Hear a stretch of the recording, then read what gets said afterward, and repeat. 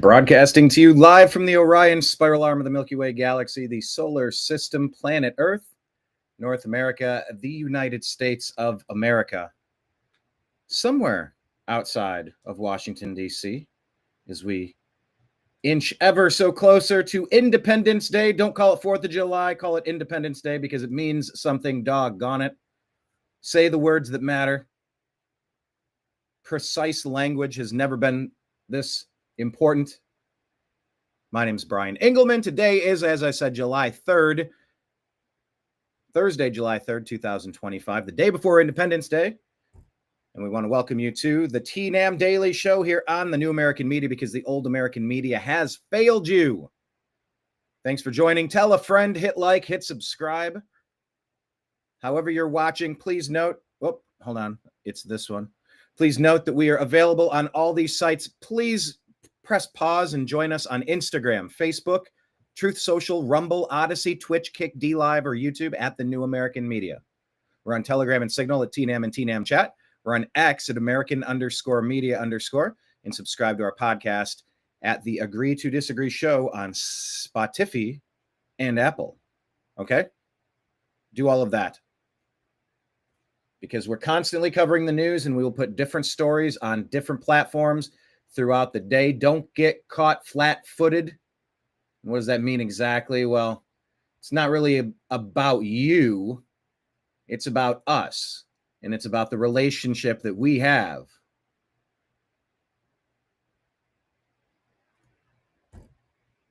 It's about the relationship that we have. If you're only following us on one of the places like a meta platform, Instagram or Facebook, my personal account has been silenced over there. I've had groups deleted and shadow banned on Facebook. We've had our page deleted. No customer interaction, no opportunity to remedy any alleged issue. We were targeted and silenced multiple occasions. That was on Facebook. We've had our page deleted on Instagram. We've been shadow banned on Instagram big time. Very few people are allowed to see our stuff over there. And then, of course, YouTube, Google. We were starting to earn a decent income, a decent revenue.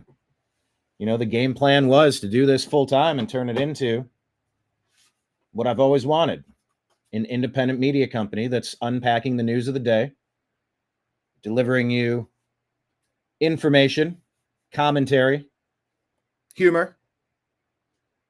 But Google, YouTube, man, they shadow banned us hard. Took away our monetization, all sorts of things. Started flagging all these videos. We have fair use authorizations. There's legal precedent that says you have fair use to show clips of things so that you can provide context about the thing that you're discussing. It makes sense. Copyright law does, to the extent where you don't want to start a pirate radio station. And it's like, I'm going to sit here and I'm going to play all my favorite music. And I'm going to then have sponsors because my radio station is awesome. But I'm making money off the sponsors without paying the artists whose original content I'm using to make that money. I understand that.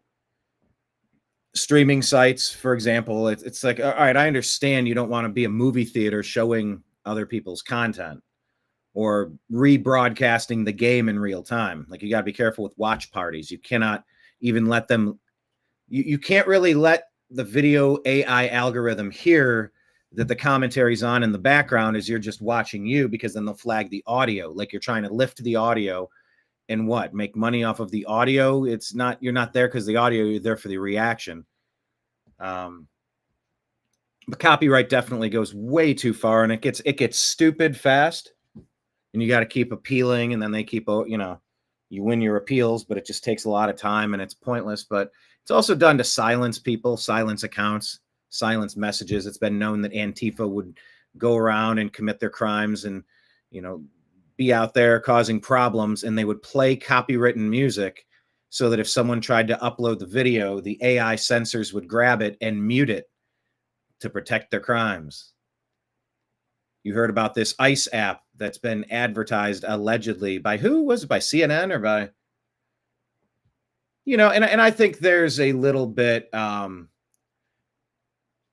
one hand, you could say, well, it's not like Caitlin Collins is advertising Luigi Mangione's defense by sharing the link to it.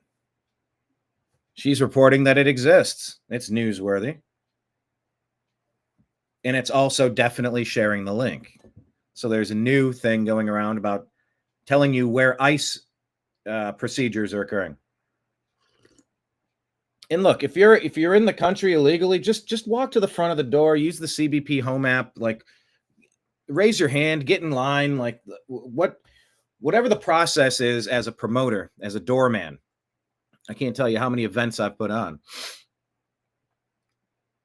When you have a breach, as I've had to happen to me, many bands coming in the back and side doors, fans and friends and girlfriends slipping through with them.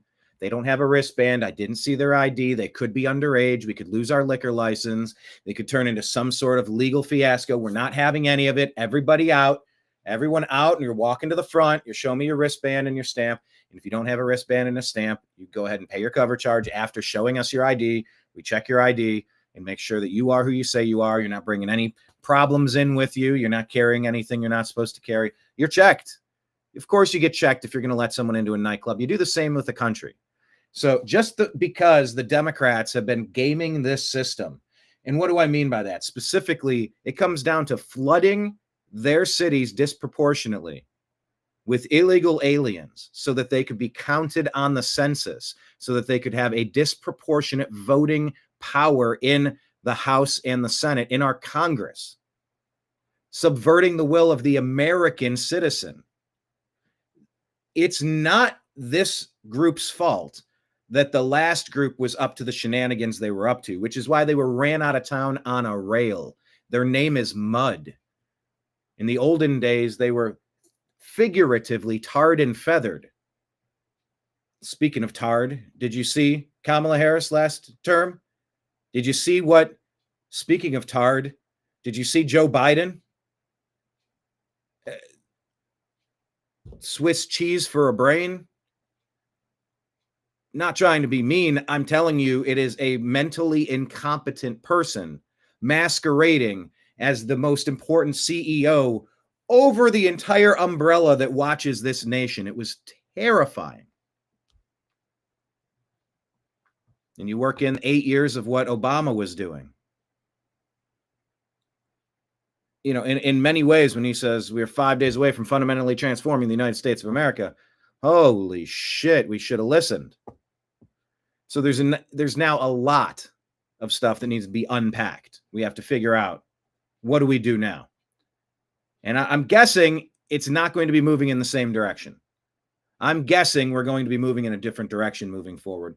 And guess what? You know what? If that direction means we're going to have lower unemployment, we're going to have lower interest rates, we need to have lower spending, but we're getting more revenue.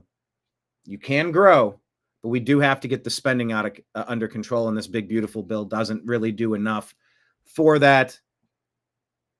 But it really is one step in a marathon of many.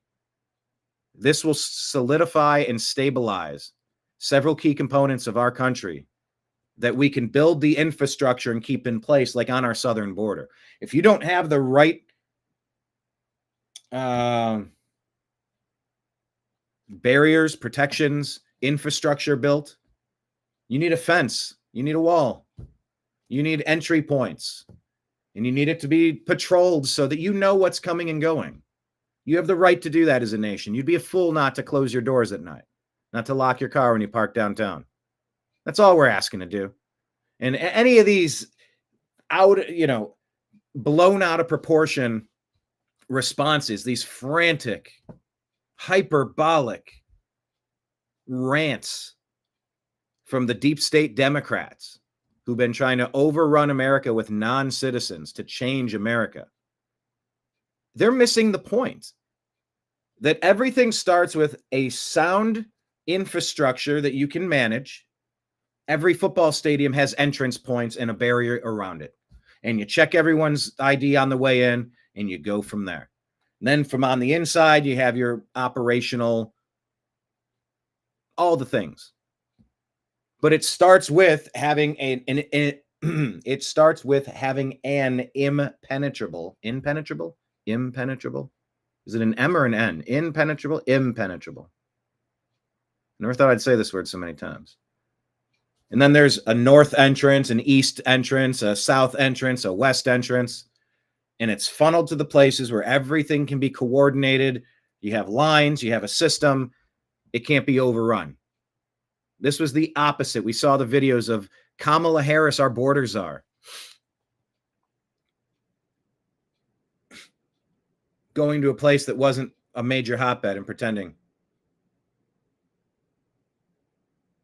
Wait a minute, Kenneth, I do have sound. Kenneth, didn't this happen to you the other day? Hang on, I got to turn it up. Yeah, I'm listening. To me. Yes. Going to a place that wasn't a major hotbed and pretending. So what they're missing is that we're just asking for some basic stuff, and we're getting really tired of them frothing at the mouth and throwing a temper tantrum when someone disagrees with them. That's not governance. That's insanity.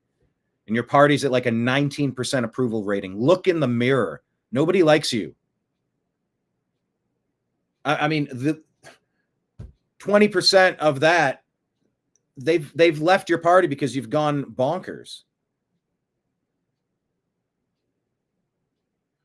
Look at what had to happen to make sure that you can keep men out of women's sports. That finally just happened yesterday. They announced UPenn is going to apologize. They're going to take the records away. They're going to change their policy. They're going to personally apologize, and they're going to grant the real winners of these lady races. I mean, this is the literal definition of 2 + 2 is 5. It's newspeak from 1984. Yeah, Kenneth, how are you listening? Is it from a laptop? Is there something plugged in? Do you have cables or cords? Are they earbuds? How are you listening? I could hear it on my device over here, and Deb said she could hear it. All right, looks like we are streaming live on Rumble. I don't mean to be rude, but I'm tired of talking about. Perfect. Oh, there's Patriot Warrior TX. What's up? Patriot Tax. It's John Boy, right? Mr. Mega. I gotta try to remember the names. Yeah, hit like, hit subscribe, and jump into the comments however you can. But yeah, I think we have sound going. Yep, all good here. All right, good. All is good on the Rumble front. All right, perfect. Then let me just say this. Thank you to everyone who is a Patreon sponsor at the New American Media. We're on Patreon at the New American Media. Once a month, they'll ship off either $5, $15, $100, or $1,000 over. And it's a monthly thing you sign up for. Thank you to everyone who's supporting us over there and everybody who will in the future. Additionally, at the bottom of the screen here, we have our tip jar at Venmo and Cash App at BrianEngelman, and PayPal, fuzzinstallment@yahoo.com or at fuzzinstallment. I think the email was the only one that was working. So if anyone wants to jump in and support the TNAM, we appreciate all of you. All right, we're going to hit a pivot point, and we're going to launch into the day's news. But the point is, we're just asking for common sense stuff. We're not crazy for asking for it. They're crazy for pretending it's not what it is. We can have disagreements. We don't have to love big, beautiful bills, but you got to look around and say, at least this guy is on the verge of meeting with Putin and ending the Ukrainian-Russian war. Don't know if that's imminent, but they're trying to make it so. They're trying to get the budget passed so that we can build the infrastructure of the wall, clean up Medicaid, fix a whole bunch of problems that have been created by previous administrations. The president is more popular than Ronald Reagan was, perhaps, as Scott Adams is saying, the best president America's ever had.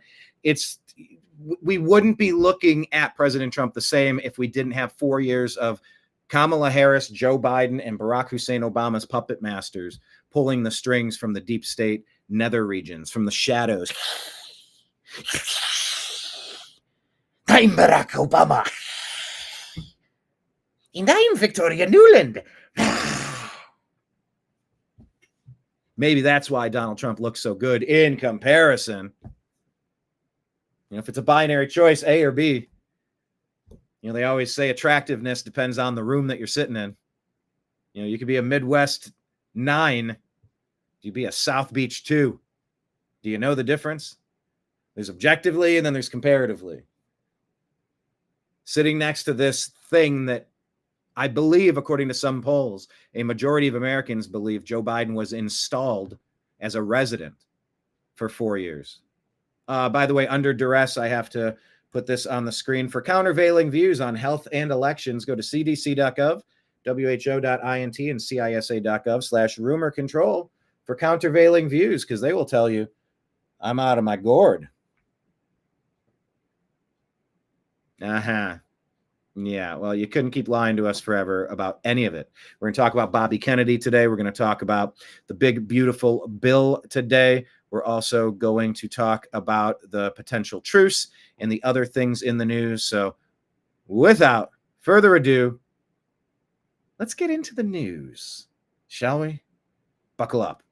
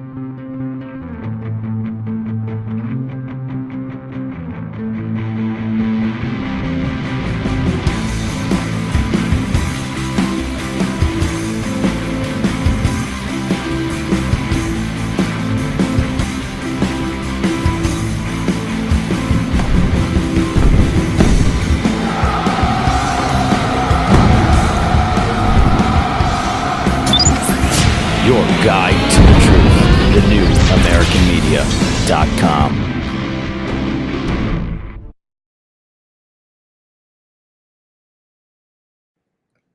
All right. Thanks for being here. Happy Independence Day. I hope you have an incredible time. Oh, a couple of our stories have been phased out. I took too long. Sent them more than 12 hours, 24 hours ago. All right, we'll start where we can start. Jump into the comments section, leave your name. Let's talk about news, baby. Okay, Kenneth, the sound is back. Good. Yes, nice rocking intro. Patriot Warrior saying Donald Trump is the GOAT. Who's the basketball GOAT? They're saying LeBron James might come back to Cleveland, but that's maybe another show at another time when I do an episode of the Unhappy Hour Sports Show. It's always exciting in the world of sports, but you know what? The world of politics and current events is much more important. So I've been putting more of my energy into that because it's important just to figure out what's going on in the news. And as I unpack the news, let's unpack them together. Welcome, David Ben. David, were you gone yesterday because of Canadian Independence Day? We missed David yesterday. Things are moving quickly. That is factual. All right. So since things are moving quickly, let's us move quickly as well. Follow the New American Media on Instagram, and you'll get these stories. All right, breaking. There we go. Some Republicans are now calling on President Trump to implement laws similar to Mexico's, which bar foreigners from protesting or engaging in political activity, arguing the United States should adopt tougher measures to prevent non-citizens from influencing domestic affairs. Do you agree or disagree with that?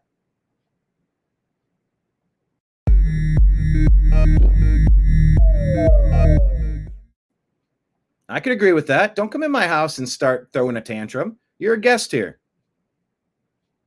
It's just common courtesy. It's just common courtesy. You want to go be a rabble rouser, a revolutionary? It sounds like a domestic enemy to me. You know, it's time we stop messing around and take this stuff seriously. Oh, here we go. Yes, my friend, and too many tequilas and beers. Ooh. Yeah, happy early Independence Day to everybody who celebrates. By the way, if you don't call it Independence Day, I had a friend, I said, oh, 4th of July. He's like, why do you call it 4th of July? I go, because it's 4th of July. He goes, no, it's not. It's Independence Day. I said, well, what do you mean? What's the difference? That's a distinction without a difference. It's like, there's a big difference. You're either celebrating our independence or it's just some day without meaning. The meaning is we're free. The meaning is don't tread on me. Here's my two-sided mug. There's a meaning to this. I'm like, all right. And so since then, I've tried to make sure I call it Independence Day. So yes, happy early tequila and beer day to anybody who will be celebrating. But yeah, do you agree or disagree with banning foreigners from protesting or engaging in political activity, arguing the U.S. should adopt tougher measures to prevent non-citizens from influencing domestic affairs? I agree. Don't come into the place I'm at and start causing problems. You're a guest here. You know, whether it's a movie theater or whether it's my dining room, you're a guest here. Don't come in and start causing problems. I'm free to get you out of here if you're causing problems. And I've had to do that to people before. I've done it as a bouncer. I've done it as a promoter. I've done it as a human being. I've had to clean up my friends list and kick people out of the inner circle. You know, and that's not to say that they're worthless as a human. That's not to say they don't have redeeming qualities. That's not to say anything, really. It's just I've identified something about this interaction with this person, like my repeated back and forths. I don't want to do that anymore. And it's my sole discretion. I don't even have to have a reason. I'm going to choose to opt out of that. And I have. David would agree as well. You need to get that going in Canada. We'll see. All right. CIA. Hang on. Let me go in order. New York Post reporting. Obama's Trump-Russia collusion report was corrupt from the start. So there's a CIA review. CIA Director John Ratcliffe says all the world can now see the truth. Brennan, Clapper, and Comey manipulated intelligence and silenced career professionals, all to get Trump. Thank you to the career CIA officers who conducted this review and exposed the facts. We have been living under a corrupt, overthrown government for most of the past 16 years. During President Trump's term, there was Obama and his shadow deep state with Brennan, Clapper, Comey. Same with Biden, Brennan, Clapper, Comey, and the rest, the additional cast of characters. Following, it just kind of position holders. You the starting pitcher of the Atlanta Braves, fine. Well, it's not Brennan. It's actually this another person. It's not actually Comey. It's not actually Clapper. Yeah, they're interchangeable at some point because they're the foot soldiers of the movement. 16 years of Obama committing treason and getting away with it. 16 years of it. Playing puppet master. Don't worry, he's got people pulling his strings too. But yeah, it was corrupt from the start. The CIA was framing Trump every chance they got, committing treason after treason. You think Watergate was something? Oh no, they tried to listen in at the door. I wonder what the Republicans are saying. Oh, hey, guess what? They're saying that Democrats are lousy, good for nothing, such and suches. Oh my gosh, can you believe it? This is the biggest scandal in American history. They're listening at the door. You mean they put a listening device in? Oh, by golly, there's a listening device. Oh, we got to get rid of Nixon. Could you believe he'd want to know what the other side was saying? Well, no, it wasn't Nixon exactly. It wasn't him, but we can use it to take him out because he's not playing ball. Yeah. Well, I mean, yeah, right. No, he did give us what we needed with Kissinger to get us off the gold standard. No, he did do that, but he's not playing ball on everything. So we got to get rid of him like we did Kennedy. Oh, I'm sorry. Wait, did I say that is this a recorded line? Because I would hate for someone to be listening in on me every time I say something. Oh, George W. Bush is going to do that in 2001 or following the attack on America. Okay. All right. Well, then strike that last comment from the record and we'll go from there. You think Watergate was relevant? Give me a fucking break. Ask Edward Snowden. Ask Edward Snowden about Obama. Ask him. We have a Fourth Amendment right in this country. Who's enforcing it? You think Watergate was relevant? No. What Trump-Russia collusion? Hillary and the Steele dossier. I'm going to say treason time button. It's treason. It's straight up treason. Civil rights, civil liberty violating treason. CIA Director John Ratcliffe. Can you still see this? Let me change screens. No, let me just go like that. All the world can now see the truth. Brennan, Clapper, and Comey manipulated intelligence, silenced professionals, all to get to Trump. Okay, I did already tell you that one. I thought there was a second one. A bombshell new CIA review of the Obama administration's spy agency's assessment that Russia interfered in the 2016 presidential election to help Donald Trump was deliberately corrupted by then CIA Director John Brennan, FBI Director James Comey, and Director of National Intelligence James Clapper, who were excessively involved in its drafting and rushed its completion in a chaotic, atypical, and markedly unconventional process that raised questions of a potential political motive. Further, Brennan's decision to include the discredited Steele dossier over the objections of the CIA's most senior Russia experts, quote, undermined the credibility, end quote, of the assessment.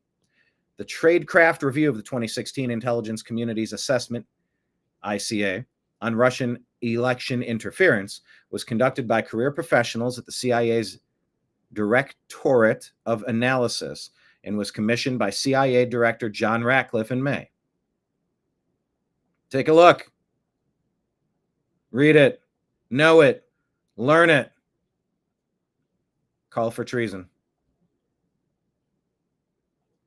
All right, let's talk about what's happening when people are being located who are in the country illegally. Once again, it is probably a fantastic idea to use the CBP Home app. Raise your hand and go, guys, I walked in the side door. I don't want any problems. I'd like to come back. I don't have a criminal record. I'm not doing anything wrong. I'm not taking any of your money. I'm not a communist. I'm not trying to overthrow this government or vote Democrat. Like, I'd like to make this country succeed. Because Democrats at this point just really want America to fail. Trump by proxy. And don't forget, it was President Trump that had to arm wrestle the Republicans to get the rhinos out of control because they wanted the same thing these deep state Democrats did. There's deep state rhinos. Liz Cheney, Adam Kinzinger. Was he Republican? The Mitt Romneys, the John McCains. Go down the list, the Lindsey Grahams. You got a long list of Republicans that are just no good for the MAGA movement. And the MAGA movement isn't about Donald Trump. It's about America. It's like, hey, the CEO, he's got a million decisions to make. And I feel like we're moving in the right direction for the first time in a long time. We've been stuck on a barge, or we've been like up on the side of the river. We skid sideways and got stuck in the mud. We've been dragged out. They cleaned out the motors, they cycled it through and got everything primed up. And now the engine's moving, everything's cleaned up, and we're moving in the right direction again for the first time in a long time after 16 years going straight toward the shore to run aground so that we could be invaded. Hey, pirates, come invade the boat. We just ran it ashore. That's a Cloward and Piven strategy to overthrow a nation. And that's exactly what these people have been up to. It's not just Obama. It's not just Pelosi. It's not just Schumer. It's not just Biden. It's not just Harris. It's all of it. That's why they're down to 19% approval rating.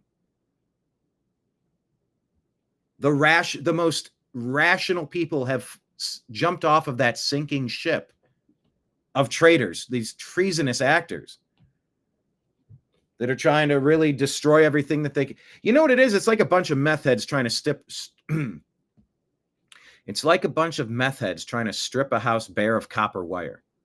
It's removing all the utility. It's causing a million problems. It's completely nearsighted, self-centered, selfish, just an absolute mess. A drug-filled, like, you have a brain that's not firing on all cylinders. It's all scrambled either from drugs or from years of indoctrination or taking the blue pill. I don't know what it is, but that's roughly 19% approval rating. So this isn't about MAGA. It's about an agenda that's going to help this country succeed. We're taking in tariffs. We have to get the debt figured out. But when you look at the billions of dollars that are coming in from tariffs, you go, well, that's a real number. How can we cut back on some of these other expenditures, tighten it up, and move in the right direction together? People are complaining about Medicaid. Well, Medicaid is a sinking ship. You're trying to put the tube in and suck all that water out so the ship doesn't sink and patch it. Then you can take it to shore and then deal with it. This is essentially a patch. What is it called when you remove the water on a sinking ship?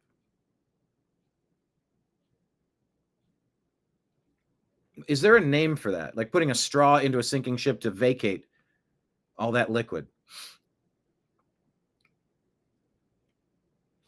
Bail out? I guess bailing out a ship.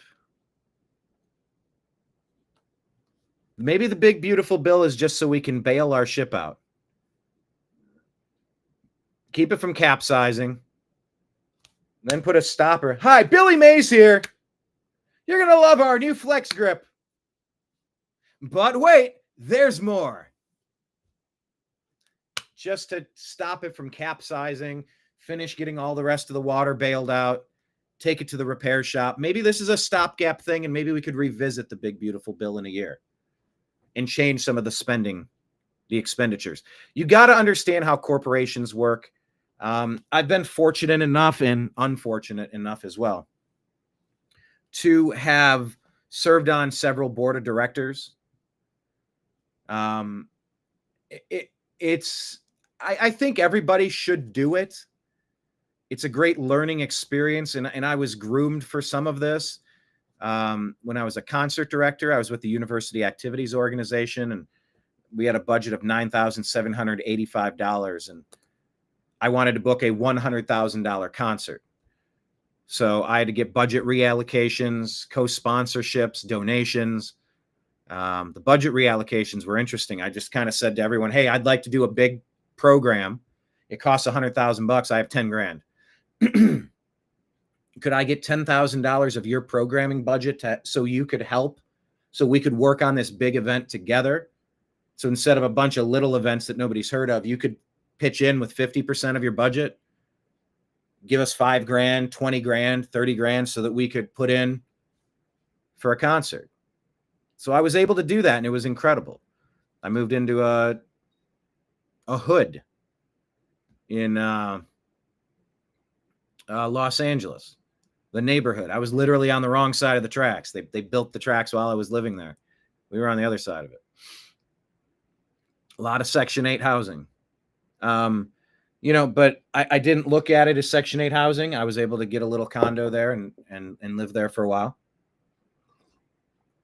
And I looked at it as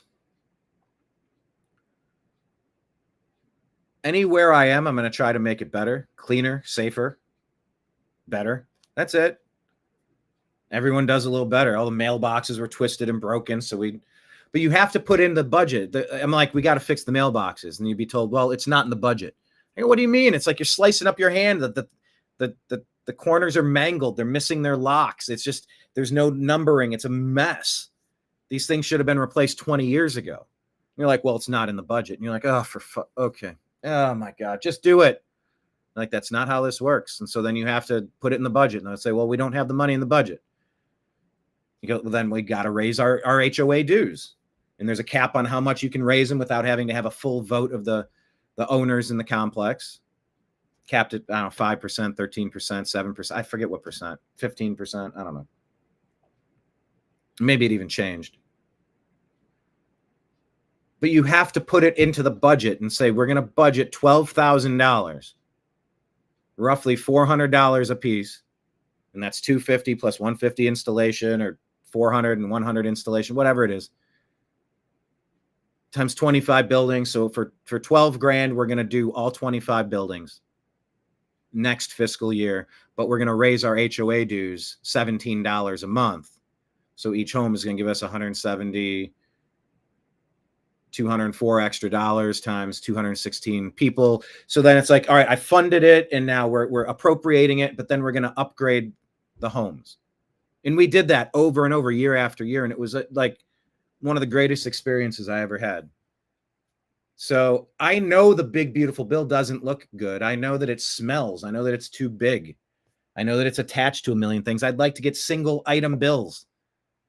Thomas Massie is voting with the Ayatollah.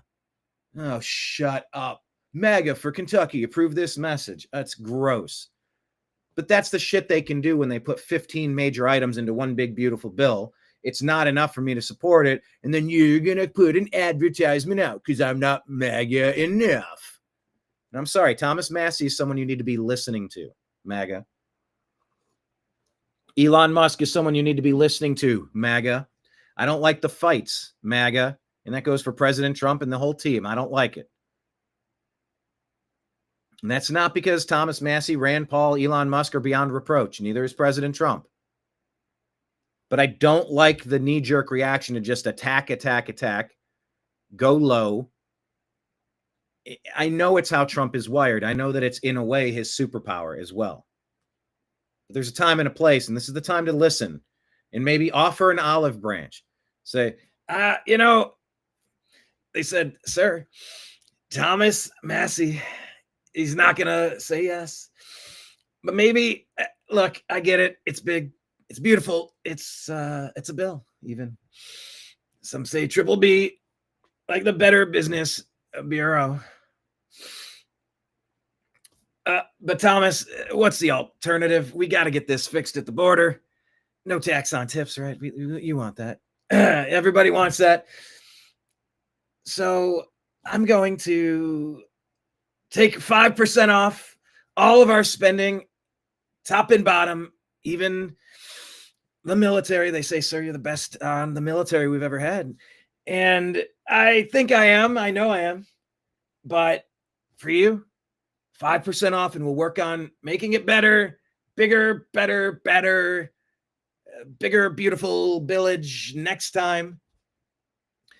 But for now, Thomas, let's just get the ship to shore. I want to see a little bit of outreach. I don't want to hear Musk saying Trump's on Pedo Island. And then Trump firing back, we ought to look into deporting Elon. It's like, what, guys? No. We're off track. We are off track. Focus.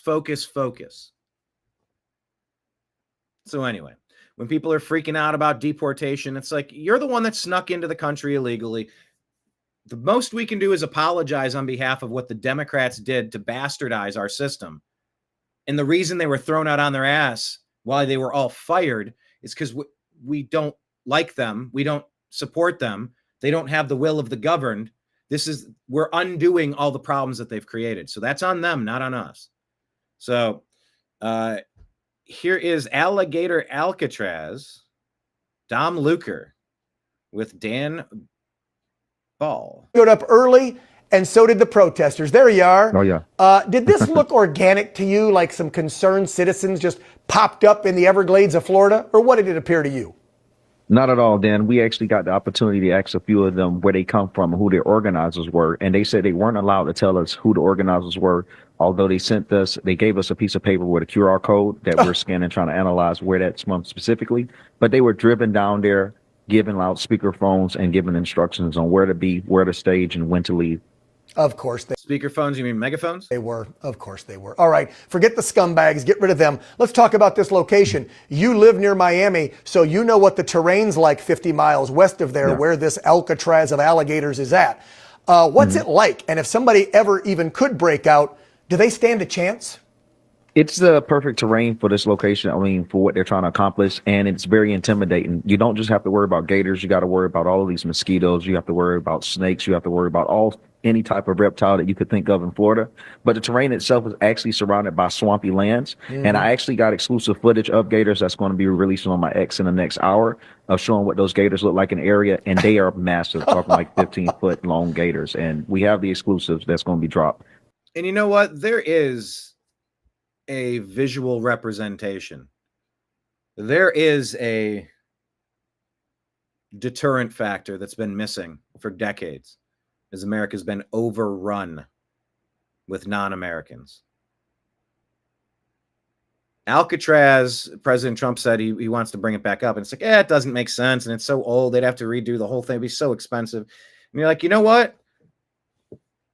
You want to be that shining city on the hill?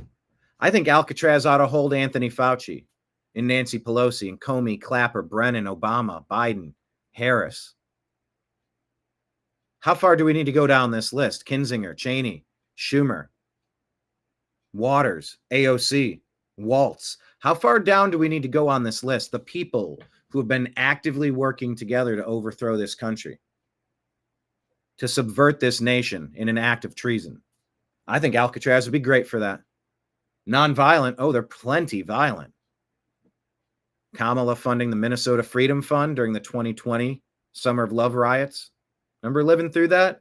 How chaotic that all was? How traumatizing that was as a nation? That's what the Democrats are about. That's why they have a 19% approval rating.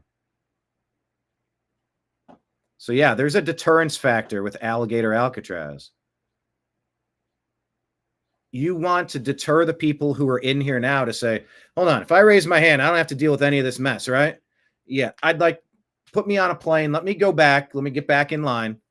Let me come through the right way. But can I get an expedited? Like, I've already been here and I haven't caused a problem. And I'm not stealing money through Medicaid, or I'm not stealing money through Social Security. I don't have a fake driver's license. I don't have, like, I want to get a real driver's license. I want to learn English, run a full criminal background check, health check, financial check, make sure that I'm capable of taking care of myself. Right? There's a deterrent factor, and that's important. But I'll tell you, you don't want to run into these gators. No, you don't want to run into them, because if you do, you're not going to be able to run away. You showed up early, and so did the protesters. There you go. Right. I'm going to say the deterrence factor matters. It does. The deterrence factor matters. You want to gently encourage people to not do the thing. All right. Emma Mitchum says, Director of U.S. Federal Housing and Chairman of Fannie Mae and Freddie Mac, is calling on Congress to launch an investigation into the Federal Reserve Chairman Jerome Powell for political bias and deceptive Senate testimony, which is enough to be removed for cause. There you go. So you might be able to get him removed for cause. Jerome Powell's $2.5 billion renovation scandal stinks to high heaven, and he lied when asked about the specifics before Congress. This is nothing short of malfeasance and is worthy of for cause. All right, kick him out. Fire Powell button. We shouldn't be paying interest rates. I'm so sick of interest rates. You want 1% for overhead, maybe a maximum capped at 2% for a little bit of profit. You can invest a little, get a little. You cover a little bit of overhead and managerial costs and paperwork and software and filing fee. Like, okay, fine. These interest rates are insane. Stop stealing. Enough with the banksters. Get them the hell out of here. Flip the money changing table already.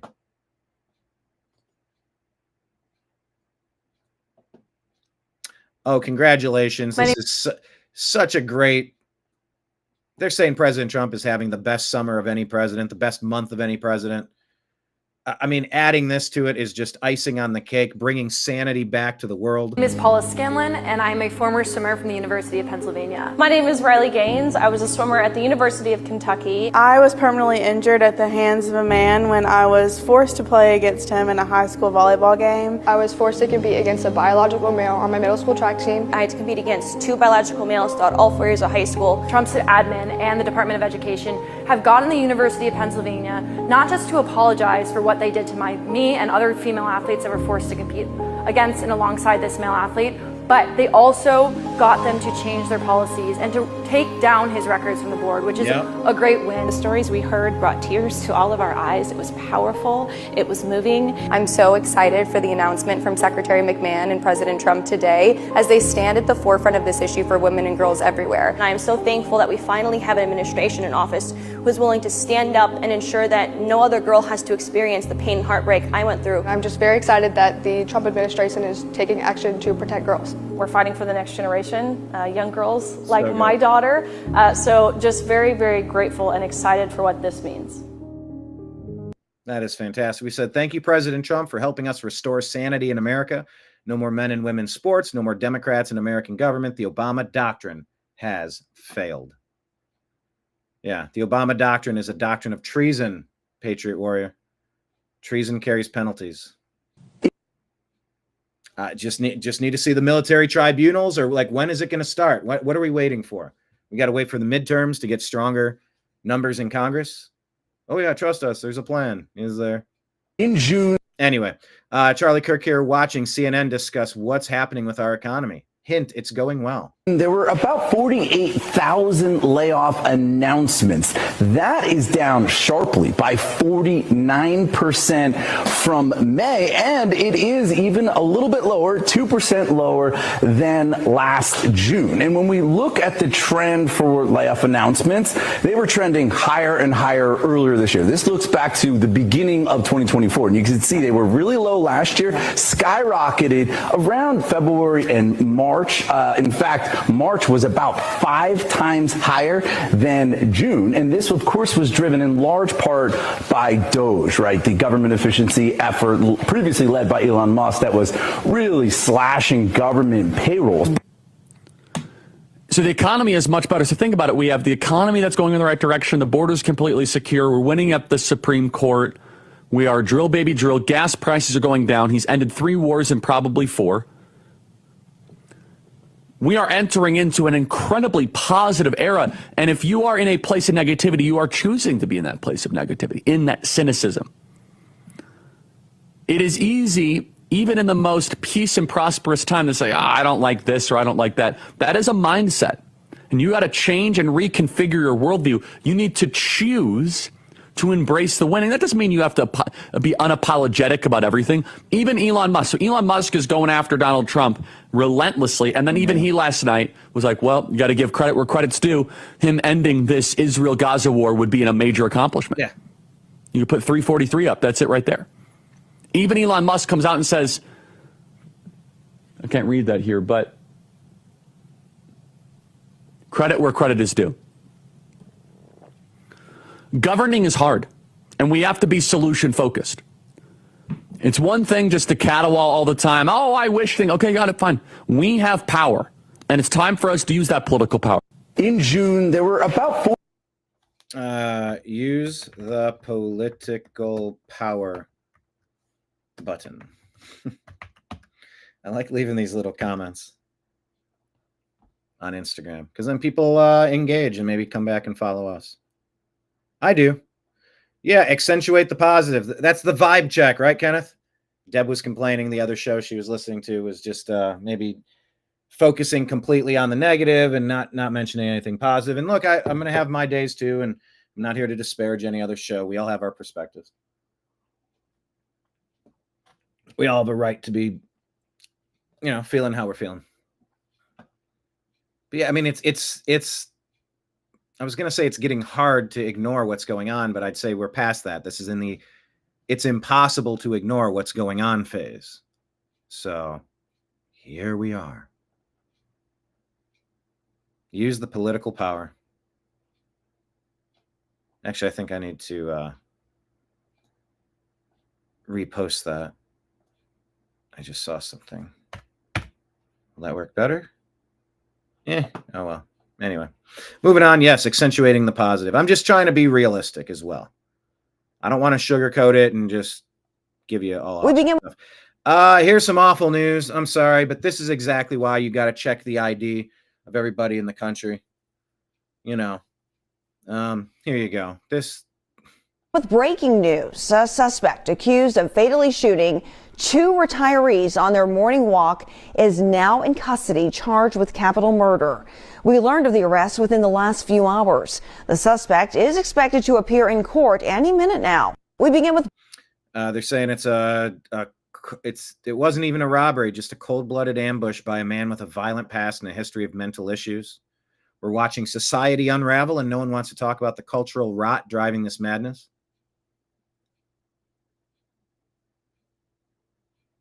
He even kept firing as they collapsed and executed him as they laid on the ground. Do we know if there was an illegal or a citizen? Well, you know, it's just, look, stories like this, it reminds all of us to stay frosty. Do you know what that means? I actually don't know the origin. Let me ask Grok.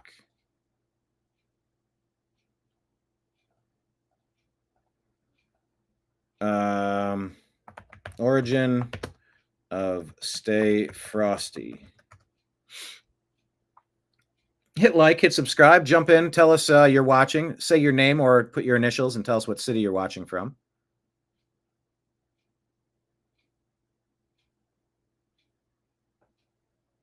Oh, okay. Deb is saying those weird Las Vegas polls that were all down. Checking with a Vegas resident who said it was nothing suspect. It was a really windy storm. Yeah, but, you know, some of these really windy things and these strange storms in the Palisades, in Maui, in Chimney Rock, North Carolina, strange, super powerful storms, super wind. You have to wonder if any of this is directed. Remember there was that one when Obama was nearing the finish line of his re-election, I believe, and then Chris Christie came to meet him, and they did that photo op to walk on the beach hand in hand. They're really cleaning up after Hurricane such and such. Which hurricane was that? All right, so stay frosty originated in American military slang, likely during Vietnam War era in the 60s and 70s. Goodness. My words are 2 steps behind where my brain is reading. You know, I think maybe moving forward, I'm going to have to talk like Ben Shapiro. You know, maybe I'm going to have a lot of things to say, and I'm going to say it really fast. Almost like Alvin and the Chipmunks. You know, Alvin, Chipmunks, Simon, Theodore. Doot, doot, doot. You've seen the song. And maybe some of the problems from that come from just overthinking, overanalyzing, talking too much, talking too fast, maybe a little bit too much coffee. If you had your coffee today, by the way, join our coffee sponsor here at Daily Wire. Promo code Ben Shapiro will get you buy one, get one free. Extra Benny style. It'll get you talking really fast.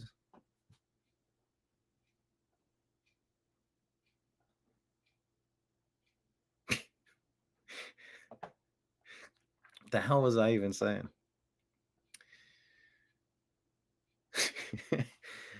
During the Vietnam War era in the 60s and 70s, the term stay frosty means to remain alert, vigilant, and ready for action, often in terms tense or dangerous situations. The term frosty draws from the idea of being cool, calm, collected under pressure with a sharp, clear-headed mindset. Earliest documented use ties to U.S. military jargon amongst Marines, where it was used to encourage soldiers to stay sharp and composed in combat zones. The phrase gained wider popularity through pop culture, stay frosty, notably in the 1986 film Aliens, where a Marine character says, "All right, people, let's move like we got a purpose. Stay frosty." This helps cement its use in broader contexts, like gaming, movies, and everyday speech, to mean staying cool and prepared. So I hate bringing you these shit stories, but it's a reminder to stay frosty. Be trained, have tools, know how to use them, know how to reload them, know how to clean them, know how to transport them. Just be competent. Level up your competence. Put a little extra energy in this week to competence, would you?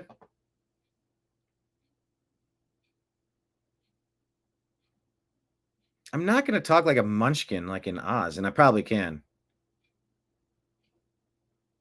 How would that one go? We have to see the wizard, the wonderful Wizard of Oz. Something like that. Anyway, can we get back to the news? So stay frosty, everybody. That's what our comment was. Stay frosty, America. All right, so Sean Diddy Combs found not guilty of racketeering, sex trafficking, guilty on 2 counts of transportation to engage in prostitution. And guess what? Still no Epstein list. Still no Epstein. Here's Scott Jennings with some sanity on CNN talking about Zohran Mamdani being a communist. We glossed over the fact that Trump threatened to arrest him and called it illegal, but that's, you know. I guess, just another day. Yeah, well, and I should point out this whole, he says that he's a Democratic socialist. He's a socialist, I'll be kind. But calling him a communist is not far off base when he talks about seizing the means of production. That is a communist party plank. He is talking about doing that. So I don't have any problem with calling him what he is. And I don't have any problem calling Donald Trump a felon, or charged with rape, or the fact that he doesn't pay his vendors, or the fact that he's racist because he illegally he was. So I don't have any problem. And you're right. And you know what? You may have a Democratic socialist elected as mayor of New York City. No, you agree with Pete that he is a communist? Then? He's not a communist. He's a socialist. He said complaints and splitting the hairs on communist versus socialist. Sees the means of production. He's a socialist. He is not a communist. I'm not a socialist. He's using the language of the Bolsheviks, is he not? He's not. He's a socialist, not a communist. Seizing the means of production. That's called socialism, not communism. Use that the USSR and Stone Dormer debaters. That's where you hear that stuff. Everyone, coming up next, the panel is going to give us their nightcaps. They'll tell us what else needs. Yeah, I think. Hang on, I'll put that. Seems like the left has already lost the plot when they're seriously debating communist versus socialist in a capitalist society. It's time to dismantle the deep state Democrat Party once and for all. There's my comment. That's me leaving breadcrumbs behind us, and those are the thoughts that I had. All right, what is this one? Danielle D'Souza Gill. That's Dinesh D'Souza's daughter, I believe. She says, meet 92-year-old Julie Jamin. We be Jaman. We be Jaman. We be Jaman. We be Jaman. Or J-Man. Or Yaman. Meet 82-year-old Julie Jamin. Jamin. She was banned from her local YMCA for objecting to a man undressing in the women's locker room with young girls present. She just won a $65,000 settlement for wrongful discrimination and violation of her free speech. Congratulations, Julie. I'm going to look this one up on Grok. I want to double check, make sure I have this right. I'm not super familiar with Dinesh's daughter. Julie, Jaman. By the way, it says the House is facing issues with their big, beautiful bill now that it came back from the Senate.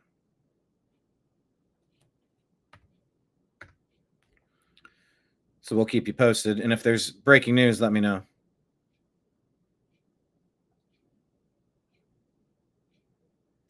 Oh, there you go. Libs of TikTok reporting it. Julie Jamin, Washington woman, banned at YMCA, $65K settlement. That is awesome. Let's listen to her. Thank you, you hero. We need more people to stand up against crazy. Oh, hold on. Okay, that I switched the. I clicked the button, but it took me to another tab. Let me switch. Let me go full size. Okay, we'll do it this way. There, a very short distance from me, was standing a man in a woman's bathing suit, watching at least two little girls. Gross.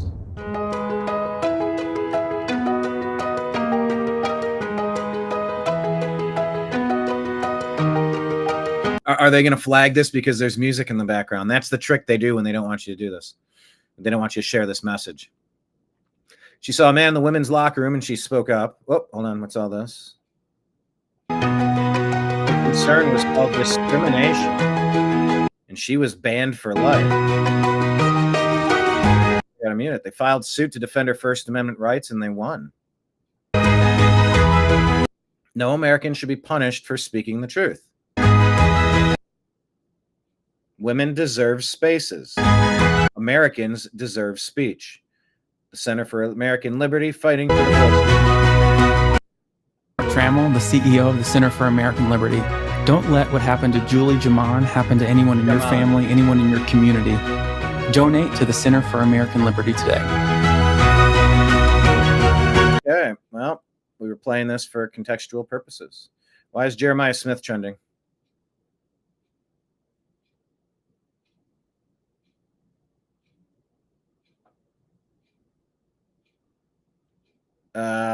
Well, they're renewing the Ohio State, that team up north feud right now.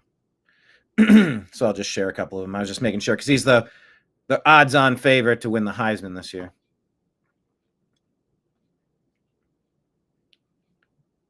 He's at least at the top of that list. Maybe he would have been drafted number 1 overall. But yeah, he promises to never lose to Michigan again. Okay. Anyway, let's continue on with the stories. Good job, Julie Jaman. We need more heroes in this country standing up. More heroes. More heroes.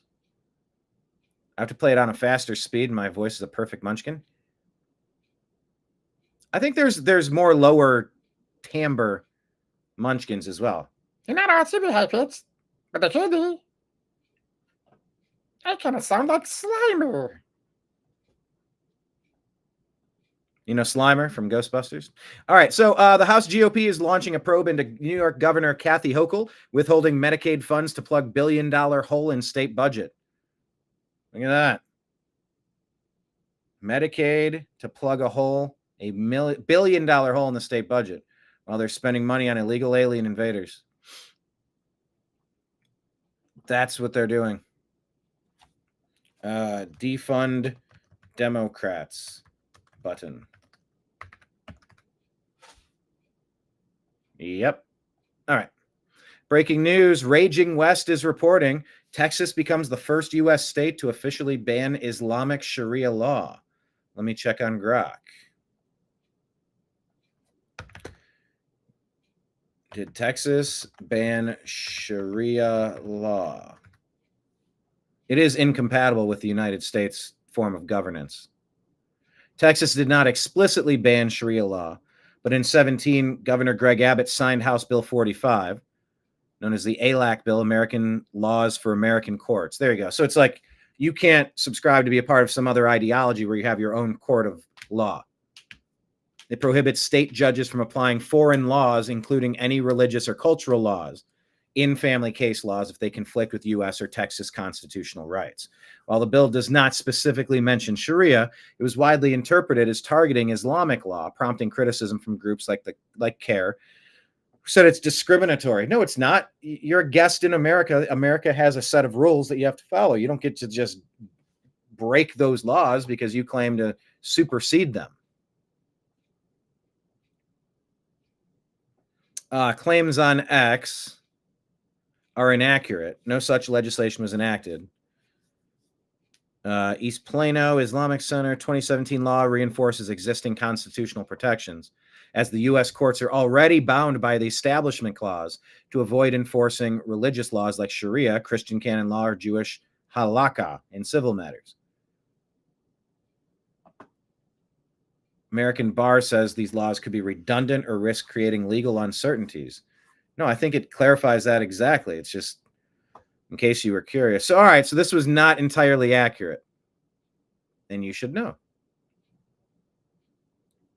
This is making the rounds. This says, did you know what happened on May 30th, 2023? Thomas Massie delivered the deciding vote 7-6 to move the Fiscal Responsibility Act of 2023 out of the House Rules Committee to allow it to come to a full vote in the House. The following day, the principled Thomas Massie voted yes to pass this bill, which suspended the debt ceiling and allowed unlimited borrowing until January 1 of 25. He alone had the power to kill that deal in committee. If he truly cared, yet he passed on that opportunity. Oh, he alone had the power to kill that deal in committee if he truly cared, yet he passed on that opportunity. That's right. Massey essentially handed Biden a blank check and said, spend away. Massey doesn't care about debt. He doesn't care about spending, and he is not principled.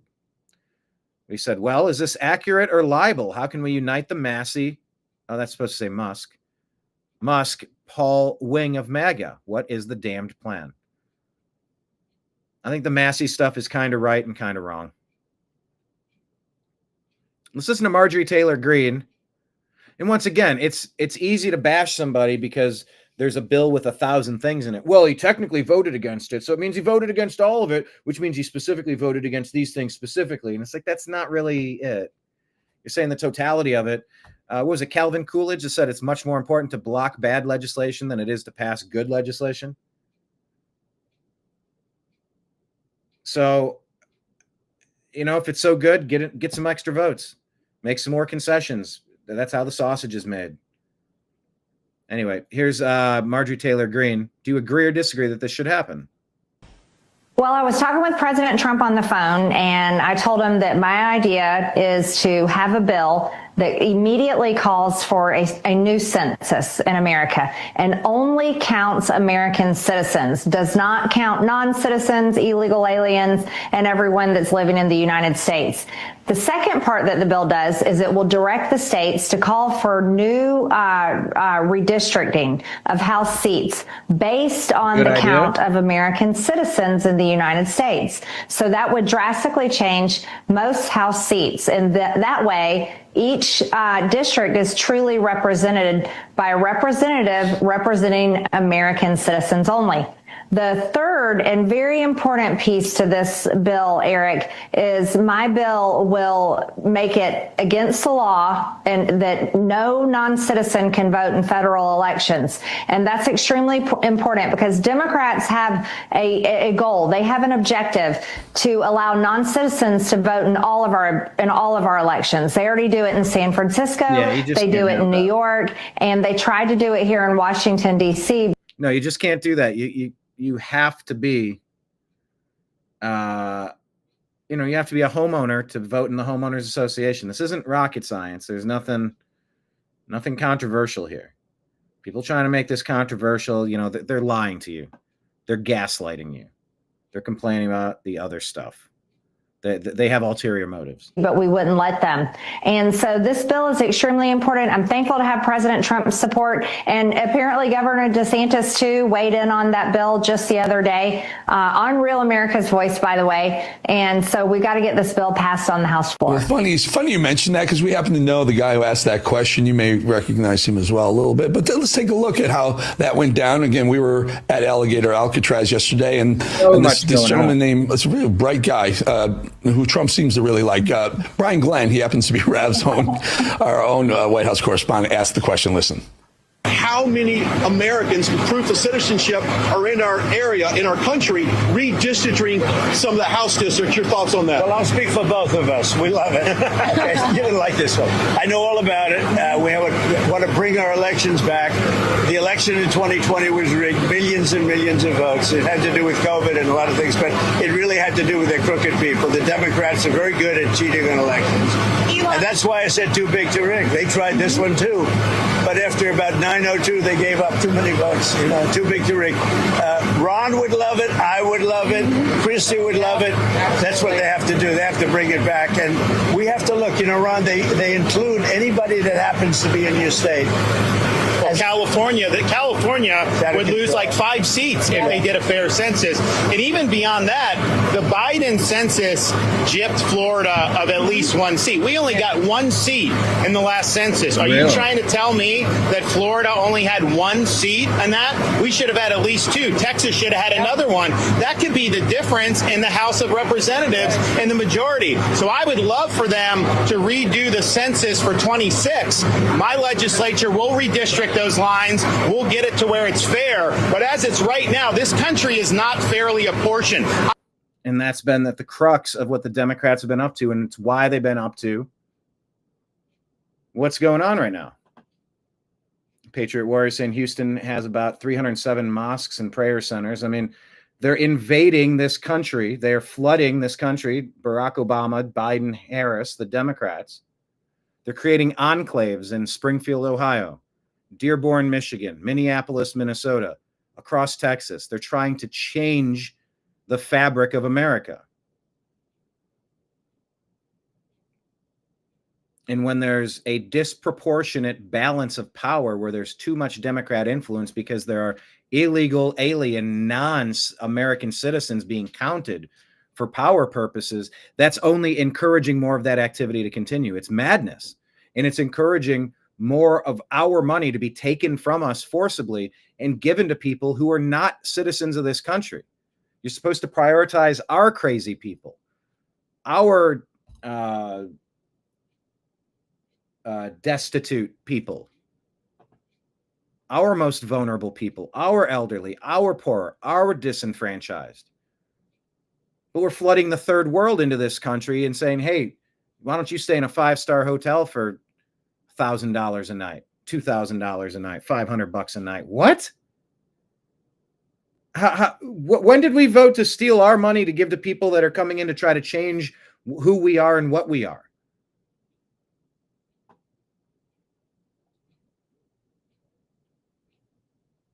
Yeah, Florida's definitely very different. I don't know specifically about the 1 or 2 seats, but people have fled those deep blue cities, Los Angeles, San Francisco, Chicago, New York, because they're run completely backward. It doesn't make sense, and they're not getting rid of the violent, crazy people. And it's too expensive, and it's dirty. I mean, it's like it's like a quadruple whammy. Everything about it's just disappointing. It doesn't have to be this way, but with Democrats, it does, because that's what the Democrats have been doing for decades. I've got so many more millions of people in Florida that have representation because of that flawed census. Mr. President, I think it's going to do very well. A lot of people, I don't know if you've heard about it, it's captivated the country. Everybody wants it. It's going to get in. It's going to pass. What a really common sense idea. And we can go through a couple of the line items in there. For example, redrawing districts. Yeah, at least one more seat to Florida, at least one more seat to Texas. California, I think they lost those 2 seats. Probably would have lost 4 or 5. Maybe Illinois loses. New York should have. And if there's illegal aliens that were counted on the last census, we need to get an accurate count. Lost more. I mean, it makes so much sense. I think anyone who doesn't vote for this bill is showing their hand. Their cards are, we want illegals to vote in our elections because that's the only way we can win, and that would be Democrats. I mean, I don't know about that. I mean, yeah, on the Democrat side, sure. But you can't paint that broad a brush with Massey. He's doing it for a different reason. And it's because it's spending too damn much money. I think we all get that. I don't like this pounce on Massey stuff. You want to get some more support from the fiscal libertarians, from the fiscal conservatives? Spend a little less. Offer an olive branch and say, I can't do it all, but I'll do a little. It's called the art of the deal. I'll give a little and we'll work together and make it a little better for you and Elon and all of you Tea Party hawks. I'll go from 5 to 10%. They said, sir, that's too much. I said, they're getting $1 trillion in our military. They can handle a haircut at 10%. It's still a raise compared to what crooked Joe Biden left for you. What a shame. You see, that would be diplomacy. Offer an olive branch, see if you can get a little bit going that way. Absolutely, Eric. And the great thing is about this bill is it truly gives the American people representation. Mm-hmm. It gives the American taxpayer representation, and it puts the American people's interests first and reins in the federal government to have representatives that truly will represent American citizens.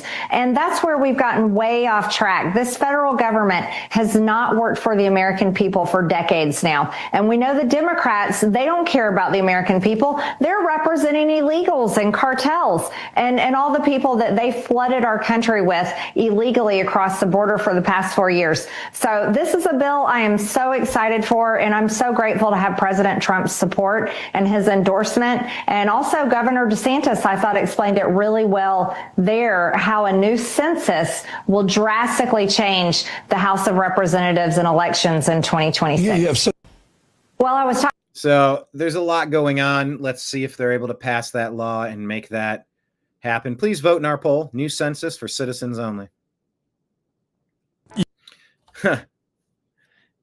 MRC-TV. Take a listen to what the Associated Press actually did. You have to just love the humorless leftist media when this statement from President Donald Trump gets fact-checked. We're going to teach them how to run away from an alligator, okay?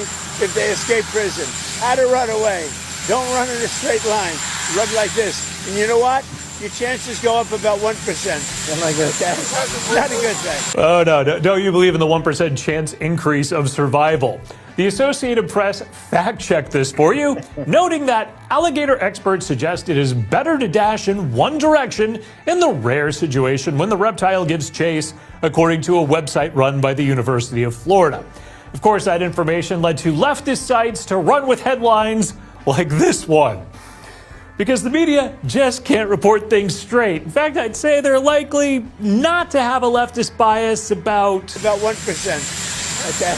Not a good thing. You have to just... Nice. Alligator Alcatraz. Look, people, people are worried. There's widespread fear about deportations. Oh. You mean the ticket takers walking through the bus? Through the train? Well, yeah, you should be worried if you don't have a ticket. I mean, like, that's how this works. There's widespread fear among. If you're in the country legally, you should be concerned. It's not okay to be in the country illegally. If you're a national security threat, you should be worried. We're looking for you. There's widespread. So there you go. I don't want anything cruel and unusual. Just like if there's a bouncer, I don't want anything. Don't take them out back and rough them up. It's just like, well, just go wait in line and let's get this sorted out.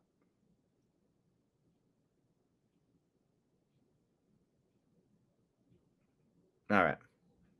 Stephen Miller here says, to try to circumvent, here's another issue now. Eric Daughtry, a federal judge says President Trump needs to reopen the border for asylum seekers. According to Politico. WTF, a judge is trying to reinstate invasion? Do not listen to this ruling at all, advises Eric Daughtry. Stephen Miller says to try to circumvent the Supreme Court ruling on nationwide injunctions, a Marxist judge has declared that all potential future illegal aliens on foreign soil, e.g. a large portion of planet Earth, are part of a protected global class entitled to admission into the United States. I'm going to say, nice try, Diddy. Button. I don't even know if that makes sense, but it sounds funny. Nice try, Diddy.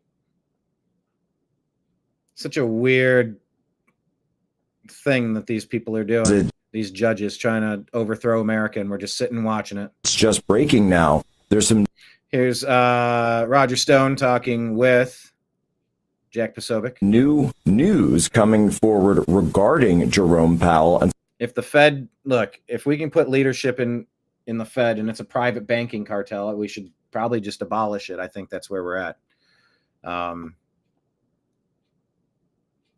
Lower interest rates, put more money back into our pockets, adjust these rates down. This is stupid.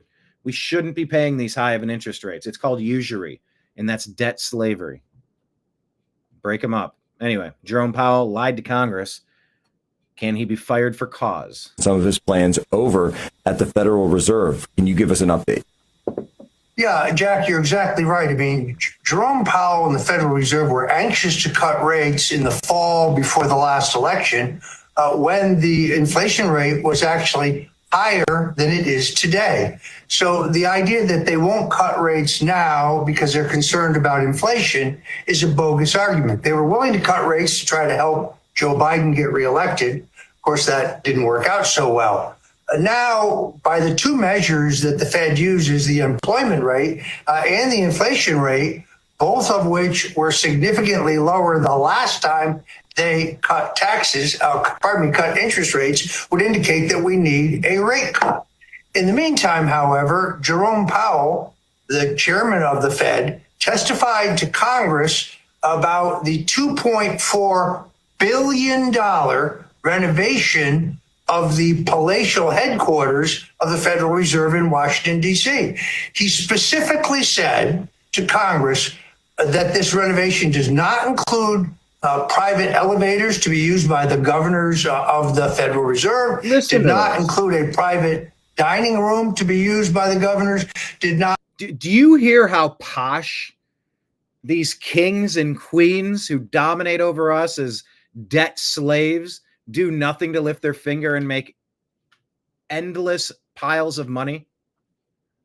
Do you listen to these renovations? $2.5 billion, and he's lied to Congress. You remove him for cause, and you put someone in that's going to lower the interest rates so they don't get to live so opulently. Provide for They're just stealing from us. What the hell does the Federal Reserve even do? A roof garden with a panoramic view of Washington, D.C. Yet we now learned that the plan that they have approved, the $2.4 billion plan they approved, includes all of those things, which means that Jerome Powell lied under oath to Congress, and he lied about something material that involves the taxpayers. I was accused of lying to Congress, but I had no motive to lie. No misstatement I made to Congress covered up any underlying crime, nor was it relevant or material. It's a very different situation here. So Bill Pulte, who is the head of the Federal Home Finance Agency, the guy who uncovered the 22-year crime spree of mortgage fraud by New York Attorney General Letitia James, has now called for a congressional investigation into whether Powell lied to Congress. But also, frankly, I think the Congress needs to subpoena Jerome Powell's text messages and his emails to look for political motive in his decision not to cut interest rates now on the American people. It's just breaking now. Let's go. You know, and I'm having a conversation on the side right now about Thomas Massie, who voted for the Biden budget. He could have blocked it, but now he's blocking Trump. So what's that all about? What's it really about? All right. You know, what's all of this stuff really about? To get Trump? I know we are considered commodities. So much money that they wipe with it. I know this is absolutely nuts. All right. Let's continue on. This is a Democrat Representative Maxwell Frost talking about why Republicans are pro-life. You see, they say they're pro-life because they want the baby to be born, go to school, and get shot in the school. Die in the school, die on the streets. No. That is what they say. I'm not going to say anything, but you've gone over the cliff. I moved to strike his words. Over the cliff. You've gone over. We were going to be quiet, but you've gone over now. I meant every word. We are going to strike your words, but on the other hand, it might be good to leave your words, because that's how you feel. But you are not going to come into this room and impugn our integrity. You will not. We are pro-life people from conception to natural death. Most of us are. And don't you come in here and say, we want to preserve life so people can get shot. That's what I've seen.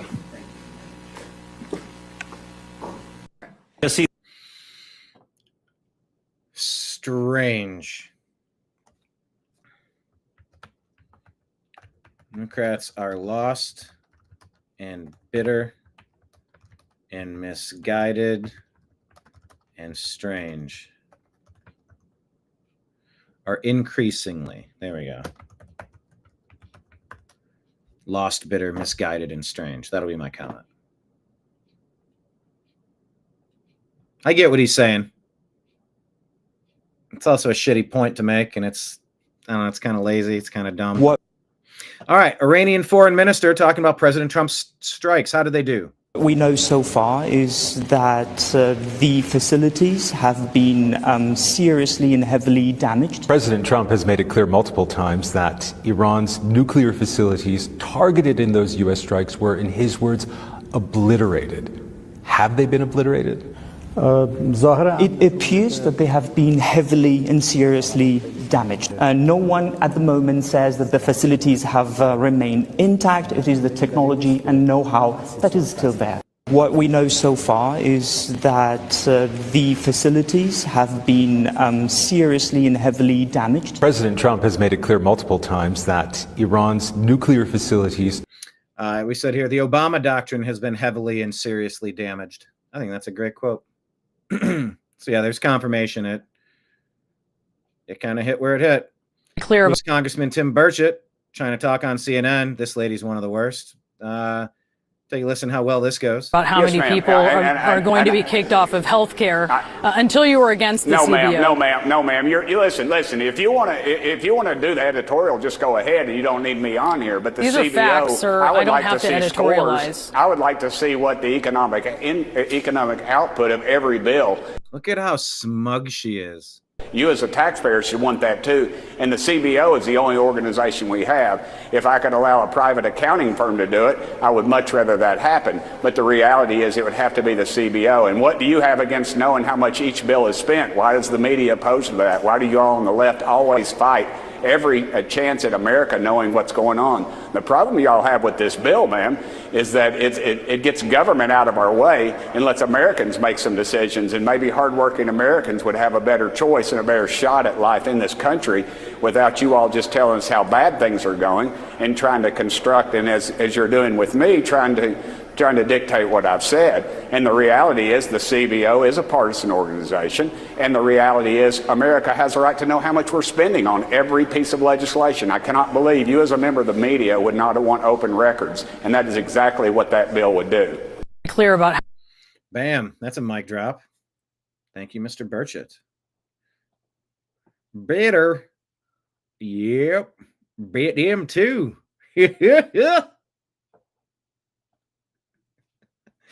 I know the reference. Kenneth and I mean, I feel like we've watched most of the same episodes of The Simpsons, at least. Better, yep. Bet him too. What you would do if... All right, here's RFK Jr.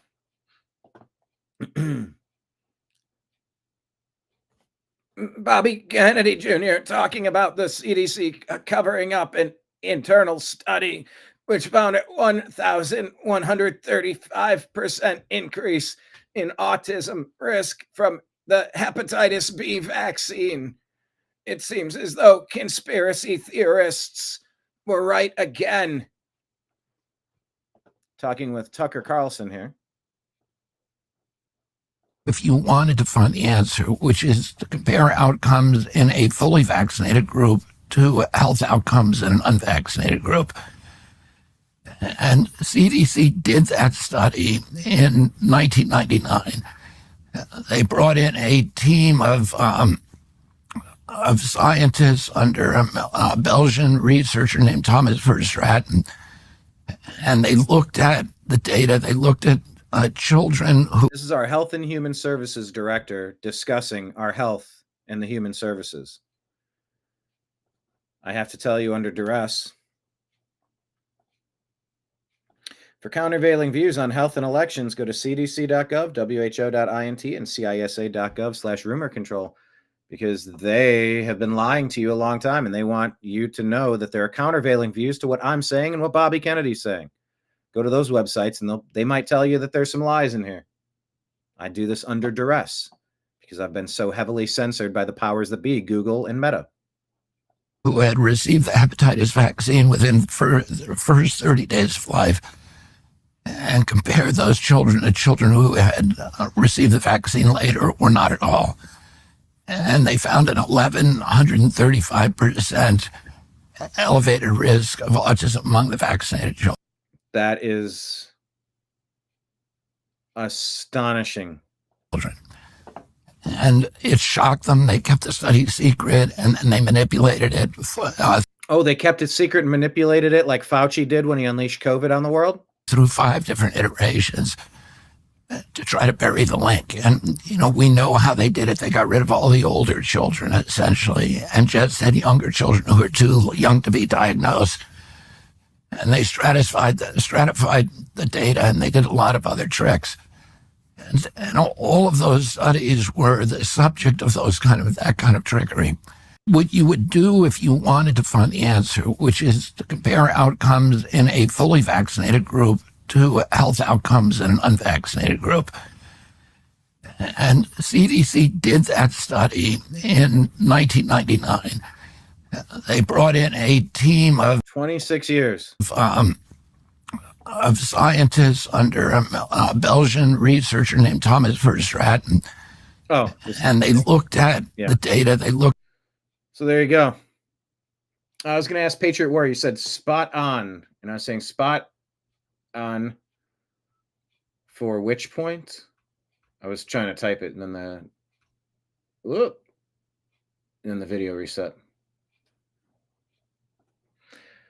I mean, guys, what is the answer to what these people have been doing to us with our health? If it really is as bad as some of these claims, I mean, I'm almost at a loss for words. Here's Bobby Kennedy again, talking about how medical schools are going to integrate nutrition courses now. Can you believe they weren't focused on it? They were just drug dealers. One of the MAHA essentially initiatives that we have been promoting across the country. We've been promoting a lot of stuff, the SNAP waivers, good food in schools, good food in prisons, but also requiring medical schools in the state.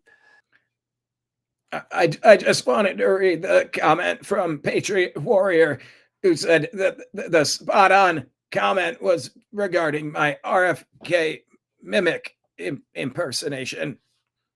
Thank you, Patriot Warrior, Texas. To make nutrition part of their curriculum. A lot of medical schools don't have a nutrition course, and the ones that they do have are really not good. Right? And this institute, Pennington, has been the leading institute in the country on nutrition, on food and health. And one of the things we're going to do at NIH is to really give a carrot and stick to medical schools across the country, saying you got to put in your first year curriculum, you got to put a really good, robust nutrition course. And, to see that you're doing that with the continuing medical education is really encouraging. One of the MAHA initiatives that we have been promoting across the. So that's good. I think it's great that we change what our medical schools are doing. They really are just like, hey, do you want to take a fun trip to Aruba? We'll sell enough of these pills when people come in with these symptoms, and we'll give you a bonus. And it's like, it's not medicine, it's kookery. Patriot Warrior saying, sorry, I was working as I do every day from 2 a.m. to Nimbus. Don't step on the buddy. Come on. You know not to step on that. Step on the keyboard or sit on it, please. I'm cracking him up. Well, I'm trying to. He says, sorry, I was working as I do every day, 2 a.m. to 5 p.m. Yeah. So I used to have an insight into a hospital, and this stuff is just terrifying. Maybe when it's all said and done, Bobby Kennedy might be the most important aspect of the MAGA agenda. We'll see. Either way, it's super. I mean, it's just a godsend to finally get some sanity back in there. And it's just, but how are the heads going to roll? Who's going to be prosecuted? Who allowed things to happen this way? And how do you hold them accountable so it doesn't happen again? Without an enforcement mechanism, we're going to be back at square one with this crap. How do we prevent this from happening again in the future? David, good point. Things are our control on all levels. Yes. Some say it's in Father God's hands. Yeah. Nimbus, more like Nimbutt. I know I got like cat hair on my. Hi, buddy. He's up here purring. He's like, Dad, you've been talking long enough. I'm ready for lunch. Is that what you're saying? That guy. He's a kindly gentleman of the 94 years old. Something like that. Brian does great impressions, but I'm still lobbying for some Elvis singing. Uh-huh. Oh, that'd be mighty kind of you, man. Dr. Pill Pusher. All right, Nimbus, you jumping down? Or are you just going to sit here and purr? He's the one they call Dr. Feel Good. He's the one that makes you feel all right. Yeah, we're playing a dangerous game. Nimbus is officially sat on my hand.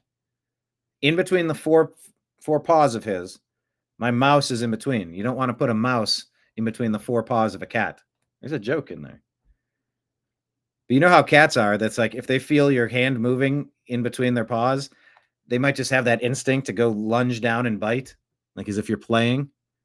I know this guy well enough. Even in his old age, he's not immune to doing that old biting thing. The gray cats, man, I'll tell you, these Russian blue. Ooh, your ears are warm. Good grief. He's been laying upstairs in the sun. Oh, things are out of control on all levels. Wait, things are our control? Things are out of control on all levels. Well, hi, everybody. Hi, Dr. Nim. Guess what? Good news. Dial 1-600-DOCTORB. The B is for bargain. Well, if it isn't my good friend, Mr. McGregor, with a leg for an arm and an arm for a leg. Jeez, we're just going to quote Simpsons all day, aren't we? Anyway, thank you, Bobby Kennedy. If I shriek out, it's because my cat dropped onto my hand and just sunk all of his teeth in. Cats are so entitled. Oh, somebody sent me something awesome yesterday. I think it was Blake.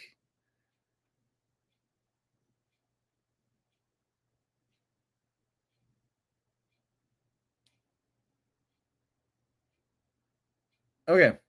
Here's the best description of libertarianism that I've ever seen on this app, says William Wolf. Someone once said that libertarians are like house cats, completely oblivious to the system that keeps them alive, while also having contempt for it. That was the kill shot for me. I stopped considering myself a libertarian a few years ago.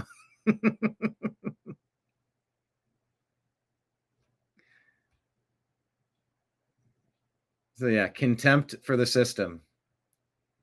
That's Mr. Nimbus. Patriot saying my cat would slap my eye if I did that. Well, Nimbus and I have a bit of an agreement at this advanced stage. The headbutt is one of the good things he really likes, I think. But he has been known to nibble on my nose, which I got to be careful of.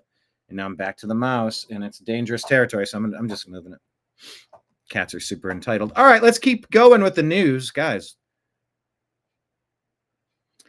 Anna Paulina Luna says the holdouts have two options.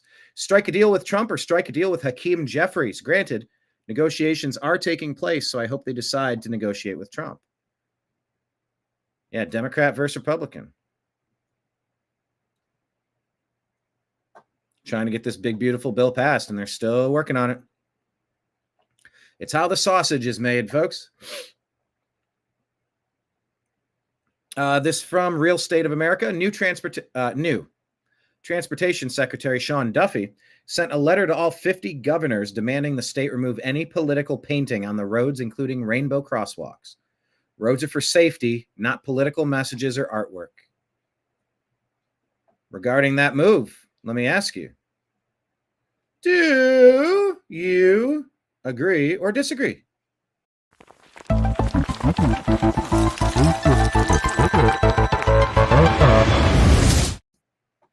I agree.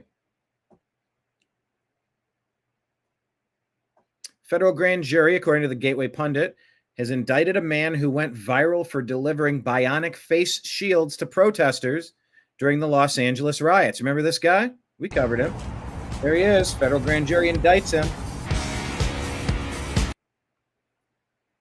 Charges against Alejandro Theodoro Orellana are conspiracy to commit civil disorders and aiding and abetting civil disorders, each carrying a maximum penalty of up to 5 years in federal prison. My guess is he will give the FBI information to reduce his sentence. Let's see who else. Where you could get hit by a rubber bullet or a rock that's being thrown from protesters towards police as well.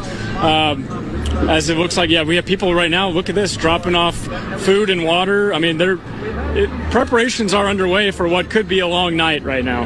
Interesting to see that. Christina Gonzalez was saying that this is not an organized rally like we saw earlier in the day. This is absolutely organized. Where you have the different organizations that are backing some of these protests. This is more, she said, organic, and maybe that's what you're I love how they're saying this is organic. seeing there. I'm hoping that is. What are those boxes? Are those masks of some sort? Are those?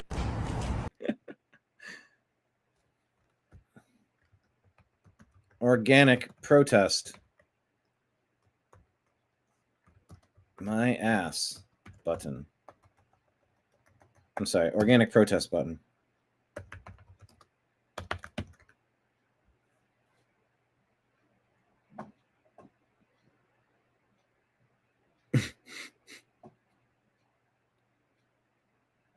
All right, we got a lot of agreement there. Good. Lots of agreement. We'll take it. All right, they're talking about H-1B visas. Microsoft is laying off 9,000 workers. According to ALB, as tech layoff surge, H-1B demand hasn't slowed. Microsoft cut thousands of American workers, but they've already requested 14,000 more H-1B workers this year, and it's only quarter two. If AI is the reason Americans are being let go, why are companies still asking for hundreds of thousands of foreign tech workers? Something doesn't add up.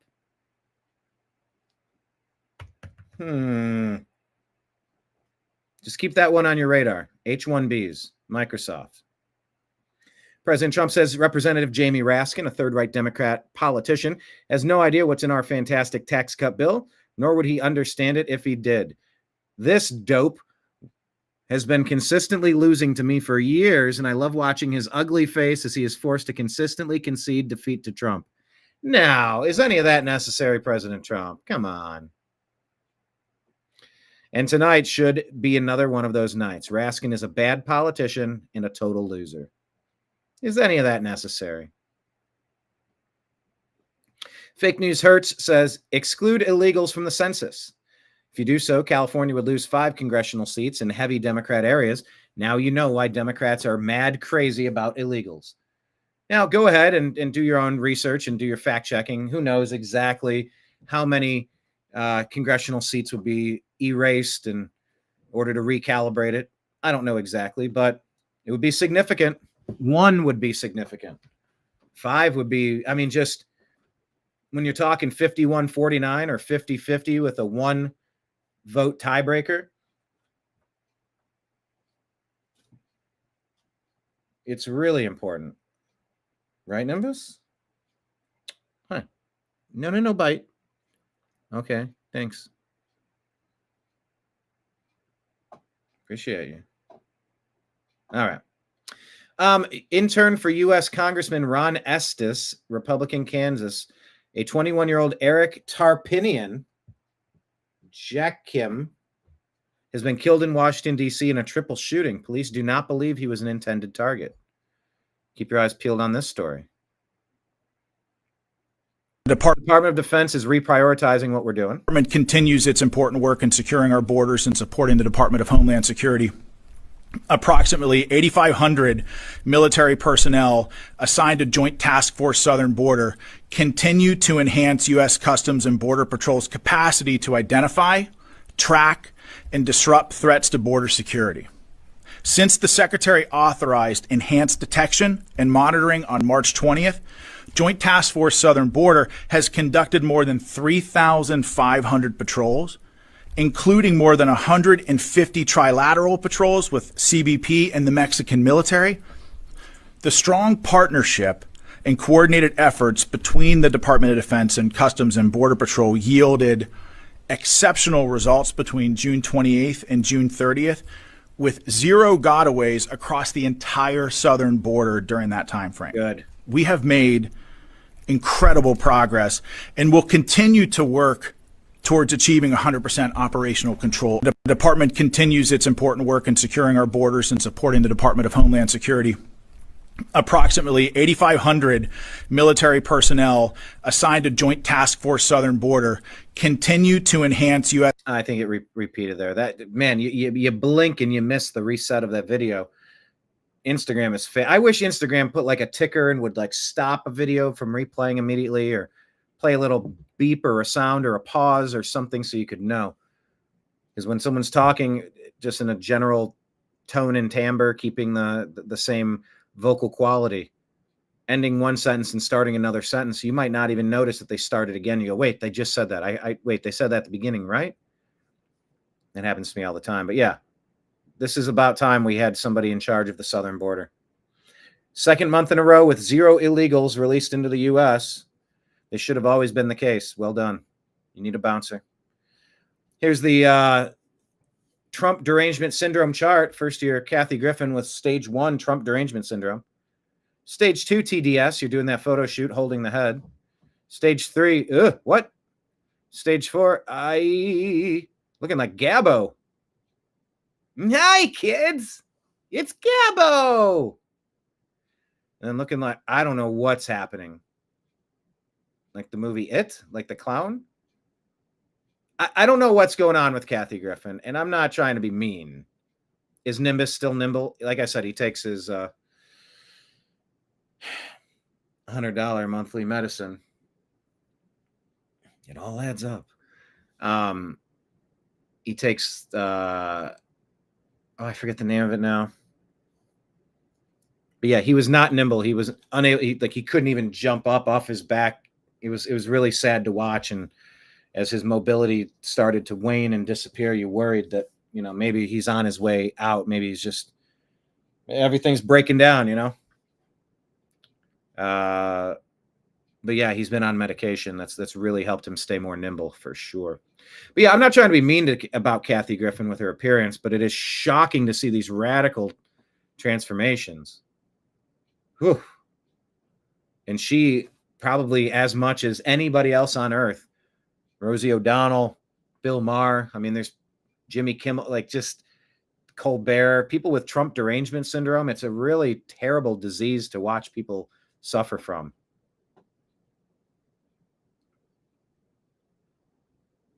Anyway, moving on. Kathy Griffin. Just thank you, President Trump, for fixing no more guys and girls sports.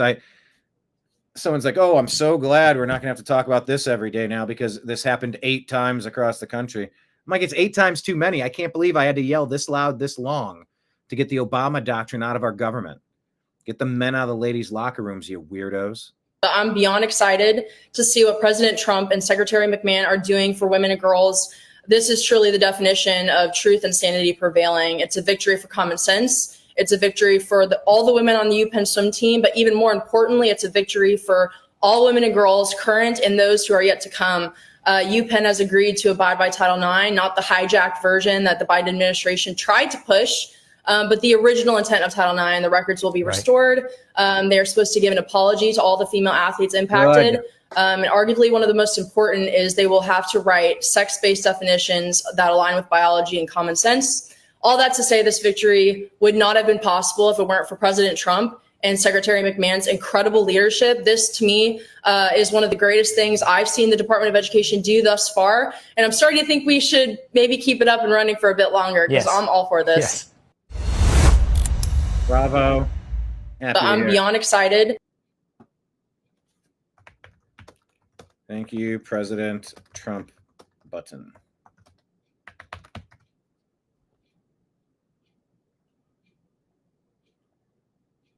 Scott Jennings, talking about the big, beautiful bill. I don't accept the projections on this, number one. Number two, it is not unpopular. It is not unpopular to invest in ICE.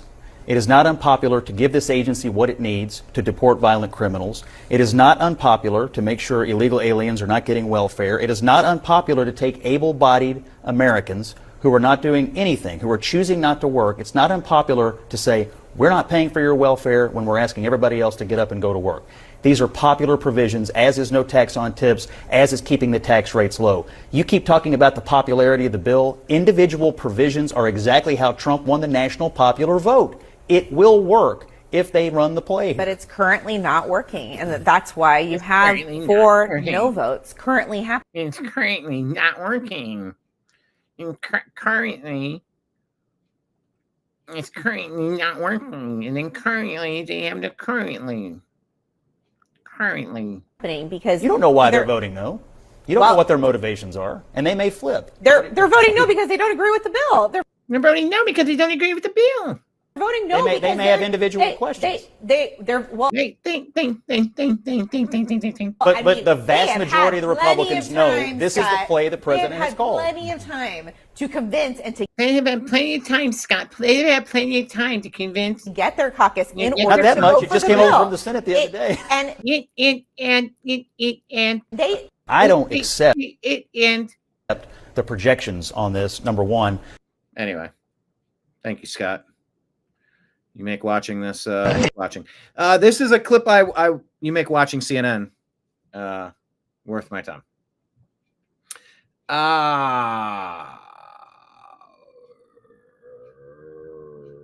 Right. Oh, okay. I believe this is Trump's actual speech, but I believe it's been sped up. Ending birthright citizenship, which now comes to the fore.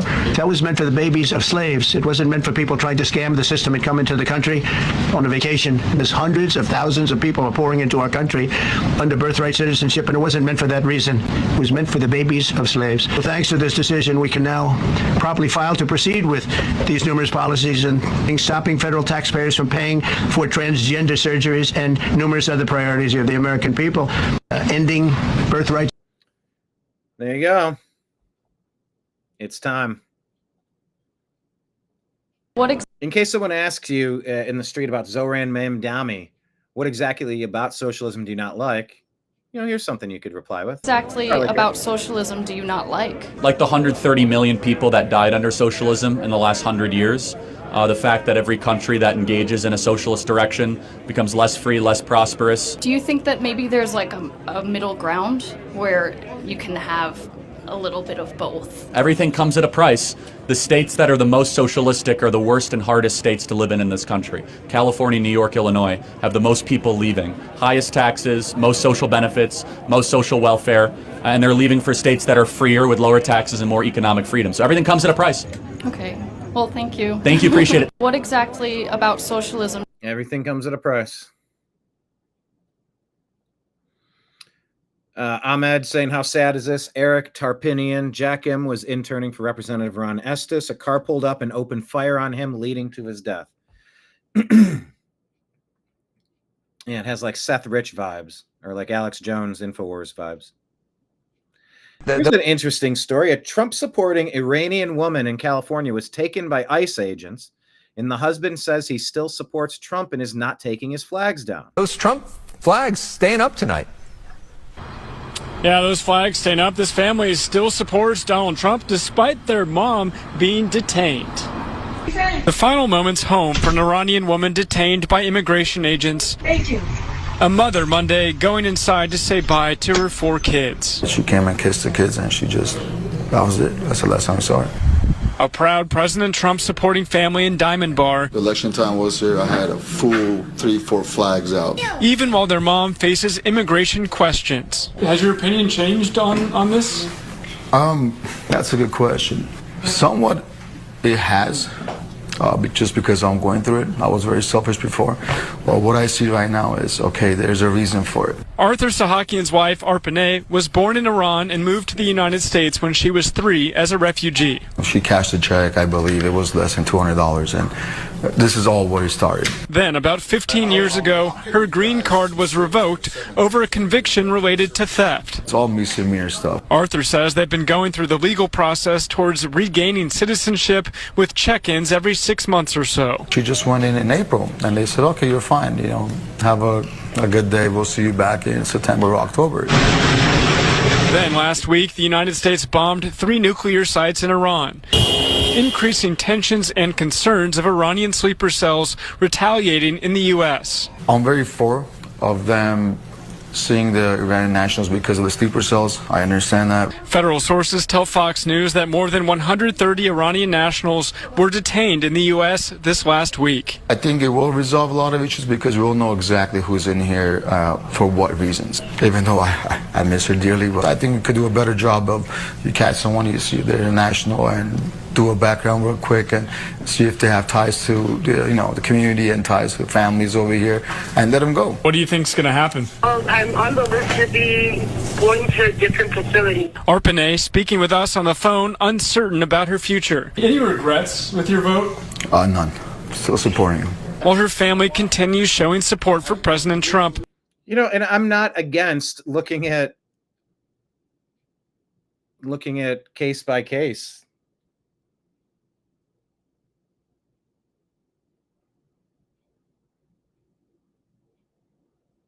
I don't know. I'm trying to like think it through. Like, how do you grant waivers? Like, is there like a fast track to Waiverville? I don't know. I think that's what the CBP Home app is supposed to be. But I mean, it's these people. I mean, they're known. They weren't hiding. They weren't using fake information, as far as we know. He claims the reason they got on the radar was something minor, something accidental. I don't know. I'm not judging the merits of the case. I don't have them in front of me. But if these people are known and they've been here for a long time and they're not causing any problems and they're contributing, you know, can you get I don't know. What do you do? Not everybody's a convicted dirtbag. Those are the ones I need to filter out. You know, got to get rid of the worst of the worst. So, hoping their mom comes home soon. Trump is not trying to do anything bad. We understand what he's doing, and he wants the best for the country. Those Trump flags stand. So there you go. It reminds you of that joke. It's like, oh, I sure hope ICE, Immigrations and Customs Enforcement, don't come and get my ex-wife located at 1234 Main Street, anywhere, USA. Wink, wink. This guy's like, no, I still support Trump. I still, I don't know why yeah, andale, riba, rah. I don't know why I turned him into Speedy Gonzalez there. A waiver. Yeah, more like huevos rancheros. No, that's huevos. Those mean eggs, ranch eggs or something. Eggs with ranch. All right. InfoWars here saying, what are we doing, Nimbus? You can wait. I'll get you food in a little bit. He's ready now. James Comey's daughter threw the Diddy case just like she did with all the other Jeffrey Epstein cases. That's the accusation. James Comey's daughter tanked the Diddy case because they're assets.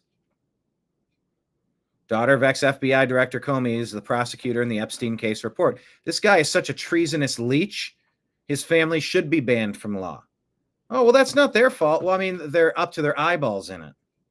James Comey's daughter is a lead prosecutor in Ghislaine Maxwell's trafficking case. Here's what we know about her. Hi, Nimbus. Can you just relax a little bit? So maybe that's what's going on with Diddy. Atlas Society says socialism. Can you see the screen? Yes, good. I know if illegals are here working and contributing and there's no crime, do they deserve a path and not deportation? No voting rights and ow, jeez, buddy, your claws are getting sharp again. Whew. Digging into my arm. Hi. You gonna give me a headbutt? I gotta show you guys I'm not crazy. I do have a cat here. Oh, can't see him. There he is. Mr. Nim. Okay. Where's the screen?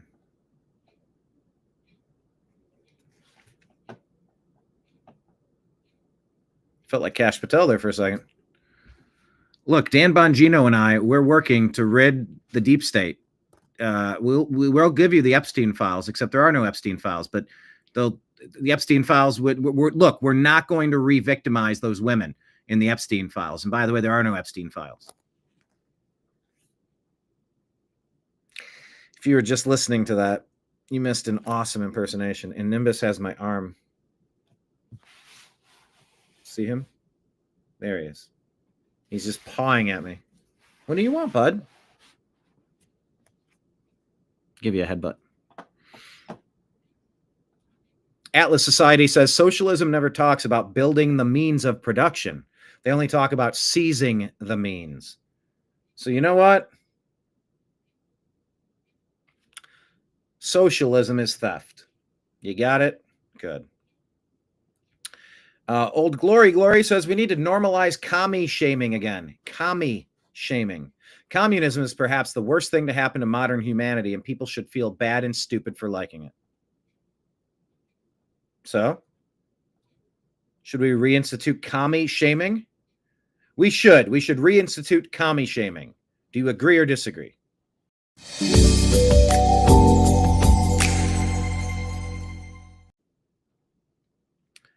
Patriot Warrior said, "Stop! You're killing me, Smalls." Is that because is that what I said to Nimbus? Did I say stop? And I said it just like the "killing me, Smalls" quote.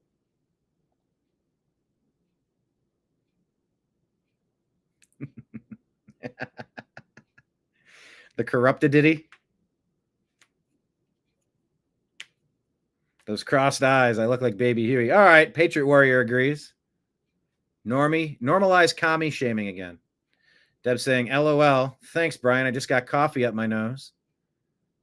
What was that from? Was that from my Cash Patel impression?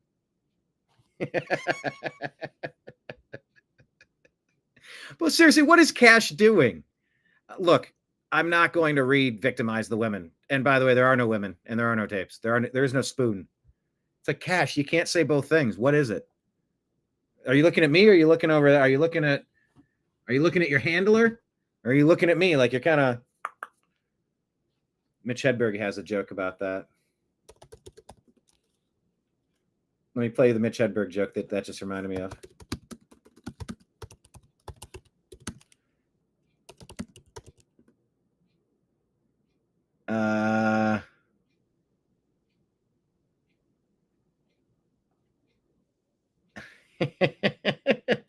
Here's my joke about Cash Patel. Mitch Hedberg, go watch him. Cash, don't tell. One eye is right on. No, you can't just.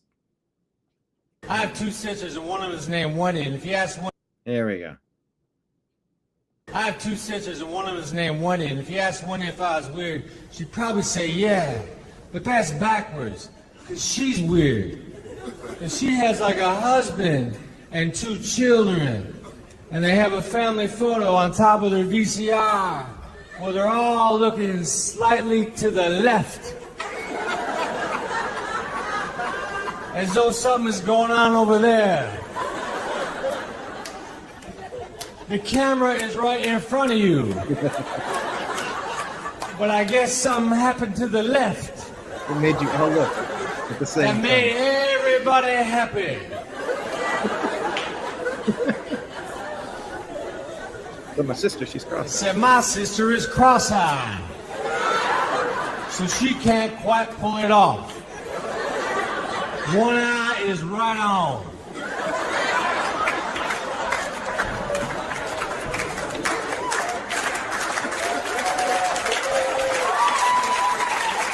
That is the definition of a slow roll clap.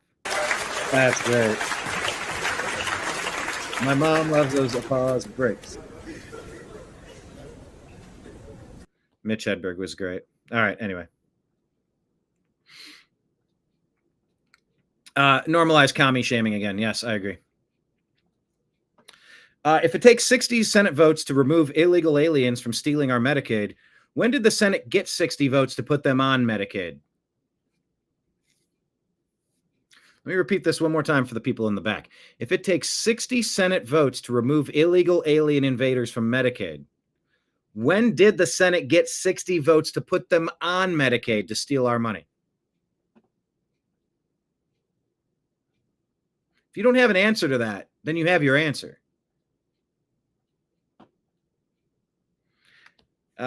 Mike Ben's here talking about why it was so important to shut down USAID. Shutting down USAID and making it more accountable and transparent by parking it within the transparent books of the State Department is the way to do foreign aid. Now, on the topic of foreign aid itself, looking at it honestly and perhaps cynically, if you will, but simply seeing it for what it is, when you understand these kind of covert action activities to be a way to advance the profits of U.S. companies, corporations, financial firms, and By process, we're told the economy of Americans and jobs and access to natural resources. You don't want to be a country that has no function whatsoever to be able to influence the course of events in foreign countries. You would not have the power projection of U.S. multinational corporations. You would not have the competitiveness of them against Chinese companies or European companies or Russian energy companies unless you had some way to project influence into other countries to influence the course of their events. It's easy to say, get rid of this altogether, but then watch what happens as our own companies lose to other companies who are being backed by their government through the flow of foreign aid funds. And you'll be living in a country that is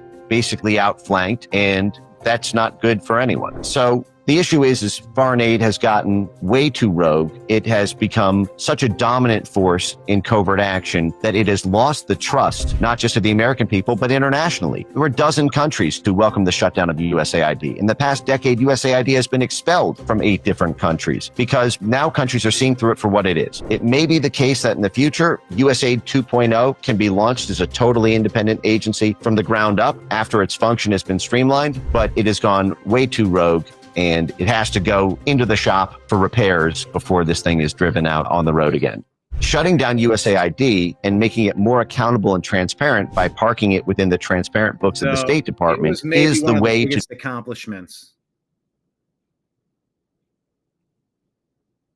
And maybe I'll put that in the comments. It might be one of the biggest MAGA accomplishments to remove this ingrown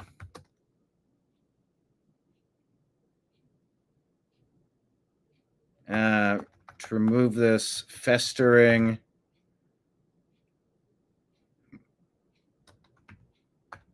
problem of U.S. aid money laundering to not circumvent, to undermine. Yeah, to undermine. That's what it is. To undermine American values. If you like comedy, check out Matt Rife. He's like comedy used to be. Yeah, Matt Rife's funny. Libs of TikTok reports migrants released in the United States. In May of 24, there were 62,000. May of this year, 0. June of last year, 100,000. June of this year, 0. This is what we voted for.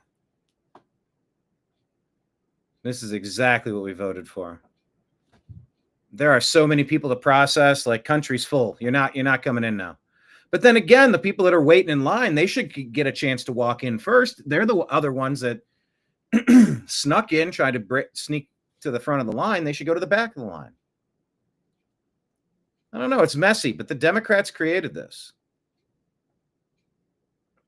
I can't. More Mike Benz. Let's talk about the U.S. government and what they're doing to fund which programs. How about rap music? I can't even tell you how hard the CIA runs the rap game. It's insane. The State Department just recently brought like 22 hip-hop artists from all these different conflict zones. I can walk you through in Bangladesh how USAID was funding rap musicians, reporting back to the State Department about how the songs were designed to create street protests, producing their music videos. You're talking about ones from other countries right now. They were also working with USAID to secretly fund the hip-hop movement in Cuba to overthrow the Cuban government through anti-government rap anthems, which is a huge USA. I can't even tell you how hard the CIA runs the rap game. It's insane. The State Department just recently brought like 22 hip-hop artists from all these different conflict zones. I can walk you through.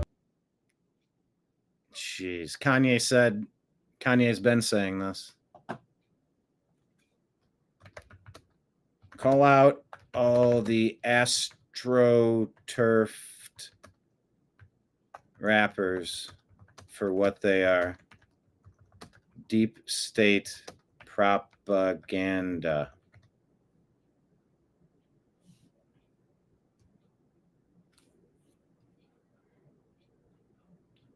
How many of you were aware of what they've been doing? Speaking of how many of you have been aware of what they're doing, how about Barack Obama out there again? But part of what we're going to have to do is to start experimenting. Yes. Now, don't get me started on my Obama. You know, I'm not going to do it. I'm not going to do it. With new forms of journalism and how do we use social media in ways that reaffirm facts, separate facts from opinion. We want diversity of opinion. We don't want diversity of fact. By the way, it will require some government, I believe, some government regulatory constraints around some of these business models in a way that's consistent with the First Amendment, but that also. If you missed that, the crowd actually cheered when I said I would like to limit, put some restrictions, common sense restrictions on the words that you're allowed to say and think and type and speak and think and dream. We're actually also going to put some restrictions on the types of words that you can use in a haiku. In Dreams from My Father. You'll read in chapter 7 about how important it is to restrict what people think and say and type and do, and definitely haiku in the United States of America. What an asshole. Fuck you. Also says, look, there is a difference between. Tell us about, listen to how, it's a pregnant pause. Well, I think of the best way to kind of craft this bullshit. Obama has sort of turned into William Shatner. Similar cadence, strange pauses. You could ask my chef about the change in my diction.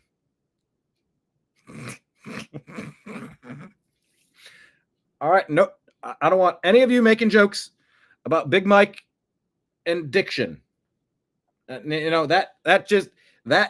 right there, that's that kind of okey doke that, we need sensible restrictions on what people can and cannot joke about. Big Mike jokes, not funny to me. And I am the arbiter of what you are allowed to think and say and speak and write in a haiku. And yes, thank you. Please applaud, because my tyranny, that's your game. No more Big Mike jokes. Not on my watch. These platforms. These platforms are letting people talk. And when people talk, no one buys our bullshit. I was talking to George Clooney the other day at that Biden thing. Can you believe it's only been a year? Feels like a goddamn decade since we had Joe Biden. But you can still smell the stench, like a really bad smell. One of those that just sticks in your sinuses. It's like at the back of your mouth, the roof of your, behind the nose.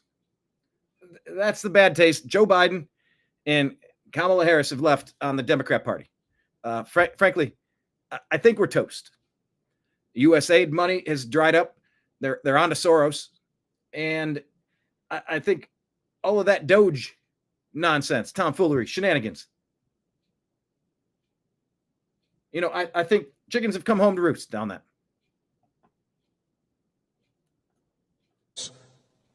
I'm sorry, back to platforms, letting people talk. Letting all voices be heard versus a business model that elevates. He is so full of it. It is so obvious right now that he's so full of shit.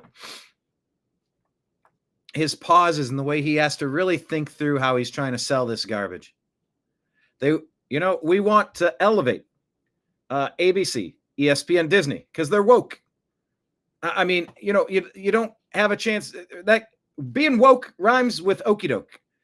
And you have a right, to preferences, but not to your own facts. So we need to elevate the deep state. If it doesn't fit, you must acquit. And that rhymes too.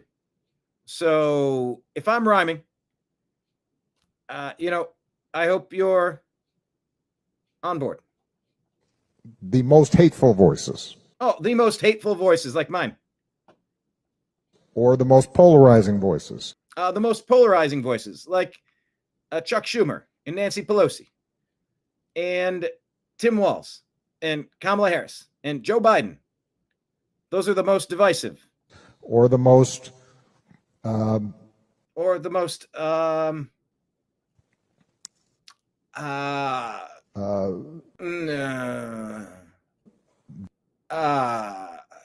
dangerous voices in the sense of inciting violence. Dangerous, such as inciting violence. Like, look no further than the Los Angeles riots. We need to riot if someone is being removed from the nightclub when they don't have their wristband or their hand stamp. We need to riot, we being Democrats. And Kamala Harris, she encouraged donations to the Minnesota Freedom Fund during the Summer of Love 2020 riots that Tim Walz participated in, shutting down the civil liberties of Americans. That's what we believe. And we are the voices that should reign supreme. And anyone else that disagrees should go to hell. That is my plan, the Obama doctrine. Voices. And I think is going to be a big challenge for all of us that we're going to have to undertake. But you don't hate Obama enough. New York Post reporting Obama's Trump-Russia collusion report was corrupt from the start, according to the CIA review. Illegal immigration has been a problem going back decades. It's been a problem for both Democrats and Republicans, been unable to fix it. This is Byron Donalds on with Fox News. And Trump comes along and fixes it literally this time, in his second term, fixes it in a matter of weeks. All it took was willpower. It wasn't a natural disaster we were coping with. It was a planned invasion. It was colonization of Obama. Really miraculous. Of course, this is the president first. He has led on this. He campaigned on what he was going to do, closing the border down. Also, the team at the White House. He's put together a great team. Everybody is focused on the mission. The entire cabinet is there, and the party stands behind them. So in Florida, when you have Homeland Security working with Governor DeSantis and their team to say, let's get some additional bed space in Florida. Can you stand this up, and can we do this? One, they were able to get that done very, very quickly. That's to the credit of the governor and his team, but it's also a blueprint for other states to say, whether it's Louisiana or any other state, you can do that too. Let's get the bed space that Homeland needs so that when we pass one big, beautiful bill, they get all of the money and the resources they need in order to create the logistical framework of deporting criminal illegal aliens and a lot of these aliens that Joe Biden led in over the last 4 years. What part of the big, beautiful bill will affect this, doing this in other states? There's about $100 billion in that bill for Homeland Security. That's going to go to the manpower you need, the bed space you need in order, and even some of the trucks and the other items that you're going to need to move people out of the country, setting up new immigration judges, etc. Illegal immigration has been a problem. There we go. On that point, I'm very happy. Once again, there's so much good news happening. It's hard to pick out a favorite story. I mean, UPenn stripping this Thomas person. State. Remember the school that had the dude swimming against all the girls, Riley Gaines, and kind of rose to prominence through this whole. Oh, yeah. Wasn't it South Park that had the character? He was kind of like Macho Man Randy Savage. Oh, yeah. Had that guy athlete competing against the girls, all roided out. Scandal. Capitulated to the Trump administration saying, hey, you can't do this. As a violation of Title IX. They said, hey, we are going to no longer allow transgender dudes to compete with women in women's sports. And we're also going to retract all of those records that Leah Thomas broke. Alex, your thoughts on this? Do you think other schools are in line to pursue the same sort of outcome here? Well, of course, I'm going to have a different opinion on this because, I'm primetime Alex Stein, and I'm actually kind of upset that Leah Thomas is now outlawed and all of her trophies given away because I gambled and won nearly $80,000 on DraftKings on Leah Thomas. I turned DraftKings into Draft Queens. I won so much dang money. And now I might financially be obligated to have to give that back after Penn State made this decision. So I'm sweating bullets. So, I'm really, my app, next thing you know, you're trying to take down my Ice Block app, and now I financially am owing money to my bookie. So I'm not really in a great position right now, but I am happy for the women that are now going to be able to play their sports safely. But I'm frustrated because I might have a big tax bill or debt that I have to pay that I don't have the money for. Yeah, again, if you have a gambling problem, this is not at all advice, but at the same time, the smart money is on the dude in pretty much every contest, especially if dudes are allowed to compete. Joy, your thoughts on this? Pride Month ended and Leah Thomas was immediately stripped of his titles the following day. And it's true. If you follow the money, the UPenn apology tour was probably in response to the Trump admin pulling federal funding for violating Title IX. But that also doesn't change the fact that it is still a sign of the cultural tide turning. This was because so many people spoke up about this that it was crippling to UPenn's reputation. The public attitude towards biological reality just is not the same today as it was 5 years ago in the COVID era. So the battle between cultural reality and this new religion built on lies and falsehoods really is just a victory. So congratulations, America.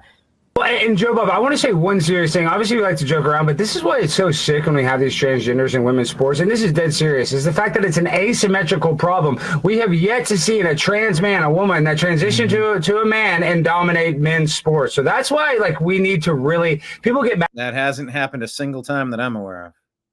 At conservatives for saying this is a culture war issue. Well, the reason why this is such an important culture war issue because only one side is affected by it, women. So I'm happy this is happening, but it's ridiculous that we even made it this far where Leah Thomas was the women's swimmer of the year last year, and now we got to take it all back. It's just so dumb. It is crazy. I think a lot of us look at this and go yes, I'm excited that the tide is turning back, and have the same mind of, why do we have to do? Why is this even an argument and a discussion? It's as ridiculous as it gets. Penn State, remember the school that had the dude? I'm so happy for all of it. Here's another update from Bobby Kennedy about Health and Human Services. Vaccine, when it came out, had a higher all-cause mortality, so more people died in the placebo group. More people died in the vaccine group than in the placebo group. I had 20,000 people who got the vaccine, 20,000 who didn't. And after 6 months, they looked at it, and there was 23% more deaths in the vaccinated group from all causes than in the placebo group. And the efficacy was kind of dubious because, there was only 2 people who died from COVID in the placebo group. And there was 1 person who died from COVID in the vaccine group, and that's the whole data set they were looking at. And so they said... That's the entirety of the data set they're looking at. That's insanity. I have a psychology degree, so I've been trained on how to look at studies, see who's funding them, see if they're doing double-blind placebo testing. There's things to look at, things to look for, big red flags, and none of this passes the smell test. None of it does. It feels like an intentional lab release with Fauci and the Chinese to radically alter the landscape of the world, usher in a million things at once, and a ton of collateral damage. You remember they were saying the vaccine is 100% effective. Well, that's why they were saying it, because there was 2 was 100% of 1, right? 100% larger than 1. But that's what they had. But they were telling the American people. 3 cases, and they determined that they could make such a sweeping statement like that. That is, you should be irate at the people that signed off on this. Oh, it's 100% effective. And that when people heard that, they thought, if you get the vaccine, you can't get COVID, which, of course, now everybody realizes was wrong because everybody got COVID, whether they got the vaccine or not. Really should have been telling people is that in order to prevent 1 death from COVID, you had to give 19,999 vaccines. If any of those vaccines were killing people, you would cancel out the effect. of, the Pfizer vaccine, when it came out, had a higher all-cause mortality. So more people died in the placebo group. More people died in the vaccine group than in the placebo group. I had 20,000 people who got. It's madness. All right, let's check in on the House. Let's do it. Let's do it. Oh, hold on. I don't want several Republican members on the House who haven't voted or not even on site per Speaker Johnson. My God, Congress is worthless. One of them had to attend a family event. Some are on their way back now. Let's check in. By the way, breaking news, Michael Madsen passed away from Free Willy, The Doors, Thelma and Louise, Once Upon a Time in Hollywood, Hateful Eight, Kill Bill, Donnie Brasco, Sin City, and Reservoir Dogs. Legendary actor. Rest in peace. Trying to check in on the House. Oh, there it is. It's done. Here, let's break to it. Vote. No. Members voted. Or wish to change a vote. No. No.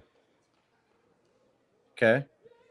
The volume. There's a strong gate on that microphone.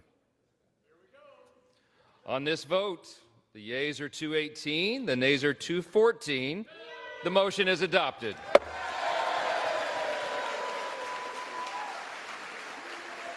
Well, it's done. The big, beautiful bill has passed.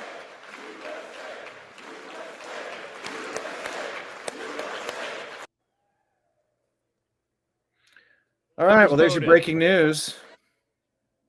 Massey and Fitzpatrick voted against. Now it goes to Trump's desk. I don't know. Spare me. I'm not going to be.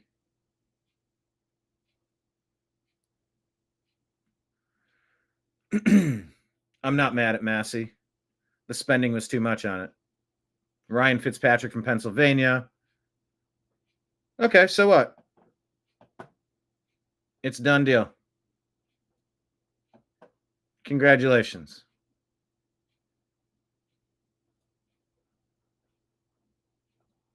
The big, beautiful bill is passed.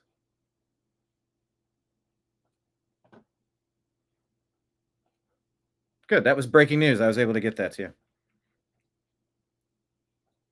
Kash Patel here. Kash Patel declassified shocking evidence that the FBI under Biden knew about potential Chinese election interference in the 2020 presidential. Of course they knew. They were probably collaborating on it.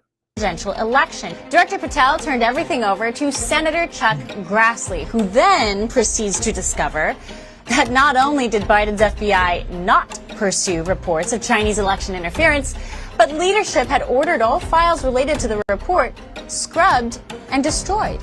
Newly released redacted emails confirm the FBI didn't just suppress, but the FBI deliberately buried credible 2020 intelligence showing China in fact manufactured thousands of fake U.S. driver's licenses harvested from TikTok data to help back Joe Biden.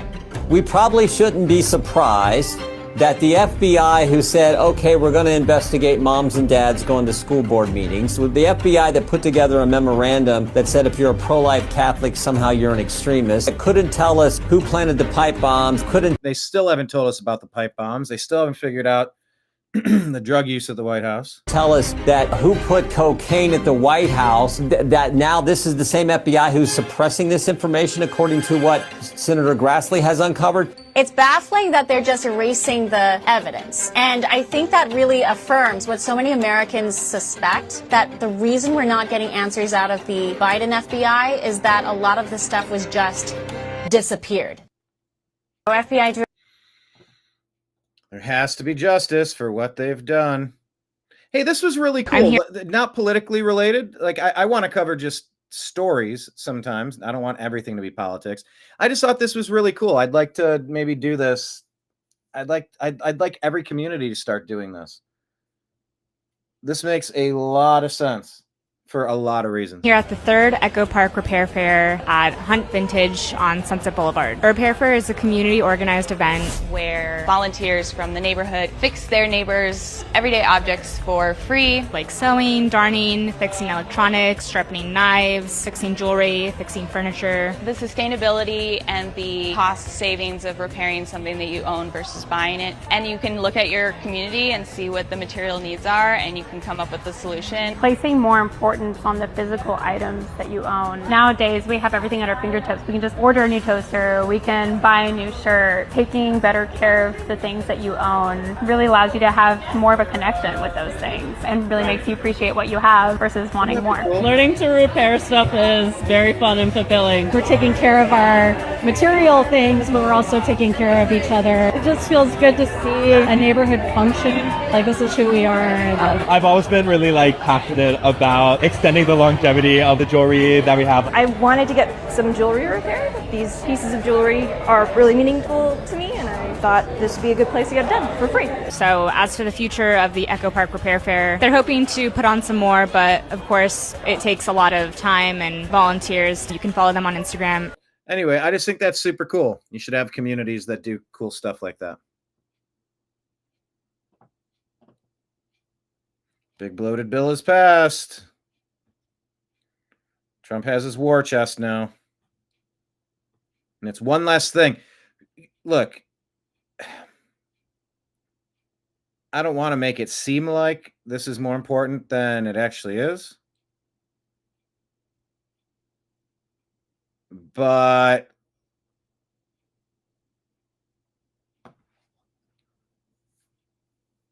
it matters. If we had to listen to every single day, the debt ceiling is getting closer and closer without a it's going to be panic in Congress as they still don't have a budget for the fiscal year. The budget is bloated. Programs are going to be shut down. There's going to be a stalemate in Congress. Imagine what we just avoided by just passing this to get it over with. Oh yeah, right. That's like passing a kidney stone just to get it. Well, yeah, I'd love to get it over with. I couldn't have handled a few months of this. Well, like a month and a half. Mid or late August, I think, is when the debt ceiling had to get that figured out. This at least puts a patch at the bottom of the boat to stop it from taking in more water. There's more work to be done, but this is a patch. This should not be considered a long-term solution. It's a solution, but I'd like to revise it and update this. I'd like to bolster it and improve upon some things. I don't want to set this and forget it. But you got to get the budget done. We're 6 months in, and now we got the first budget. Because you've been operating under the previous administration's budget with the previous administration's agenda. It takes time to cycle through these systems. And that's why I was saying if you serve on a board of directors, you do understand how the process works. So on that level, I'm excited at least. Mike Johnson was right. Take a listen. We have an hour scheduled for debate, and depends on how long the Democrat leader's magic minute goes. But I suspect it won't drag on long. We'll be voting, I think, by early morning, and right when everybody's waking up to have their coffee, they'll have they'll have a big happy surprise. There you go. He was right. Big happy surprise. Okay, what is this story, people? According to ABC News,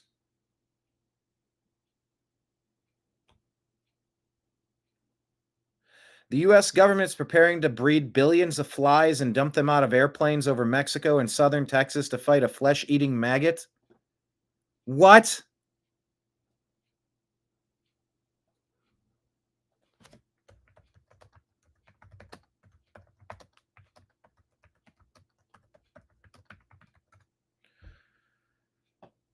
I'm checking Grok.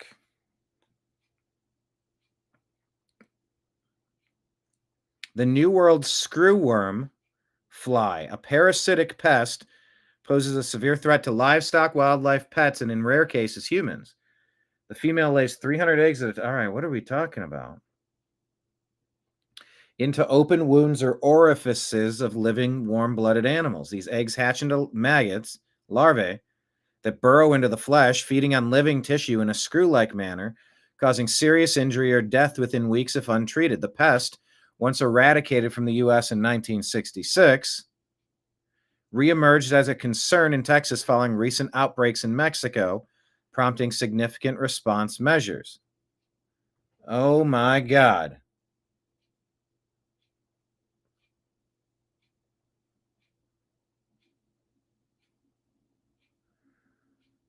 Oh my gosh.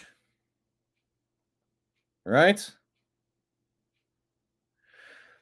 To combat this, the U.S. Department of Agriculture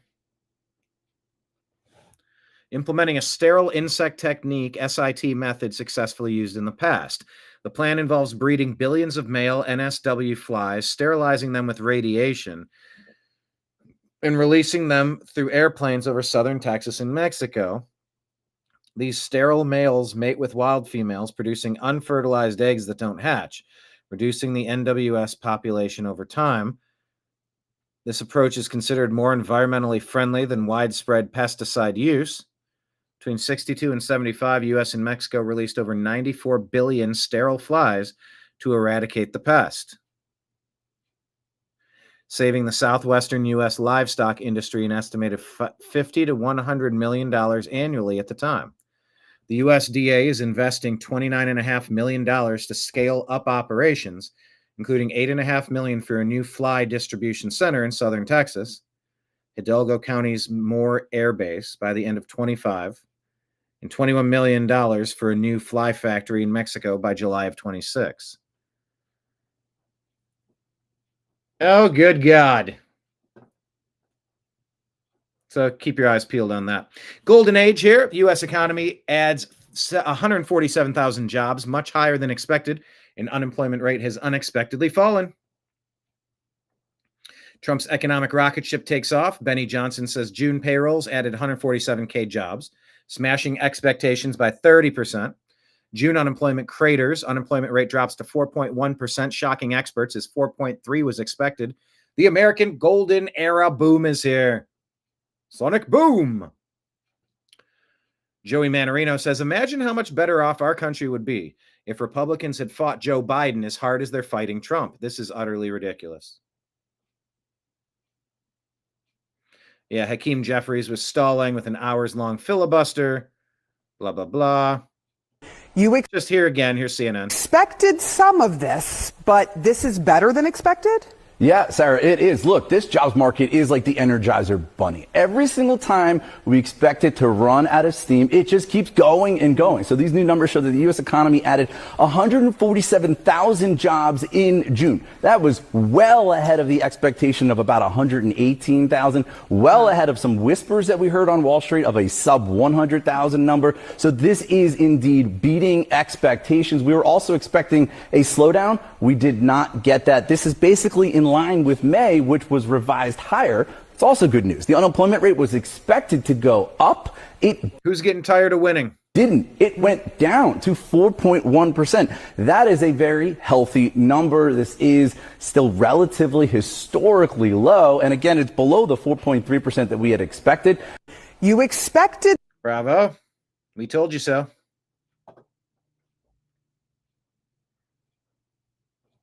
All right. And that's what I wanted to share with you on today's episode of the TNAM Daily Show. Thank you, everybody, for being here. I'm going to sign out, and I'll be back again tomorrow. Will I be? I don't know. Maybe I'll take Independence Day off. We're allowed to take our birthday off, right? So if I'm on, maybe it'll be a little earlier. Maybe it'll be a quicker show. Maybe keep your eyes peeled. What I'll try to do if I do a show is to do it earlier. I'll try to post it as quick as I can so you'll get the alert, and then I'll come on if I do. If I take the day off, so be it. It's America's birthday. I'm allowed to take the day off. But that being said, thank you, everybody, for watching today. Connect with us in all of the places, and I appreciate each and every one of you. Signing out from here, and everybody watching, thank you, Kenneth, Deb, David, Patriot Warrior, John Boy, and everybody else out there in the TNAM universe. I appreciate you. I love you. Have a happy Don't call it the 4th of July. Call it Independence Day and make it mean something. Yes, happy Independence Day to Nimbus and to every one of you and your pets as well. May you play wonderful music so they're not jarred into early heart attack by the loud explosions of fireworks. I appreciate you. I love you. And we'll talk to you again soon. Take care, everybody. Peace.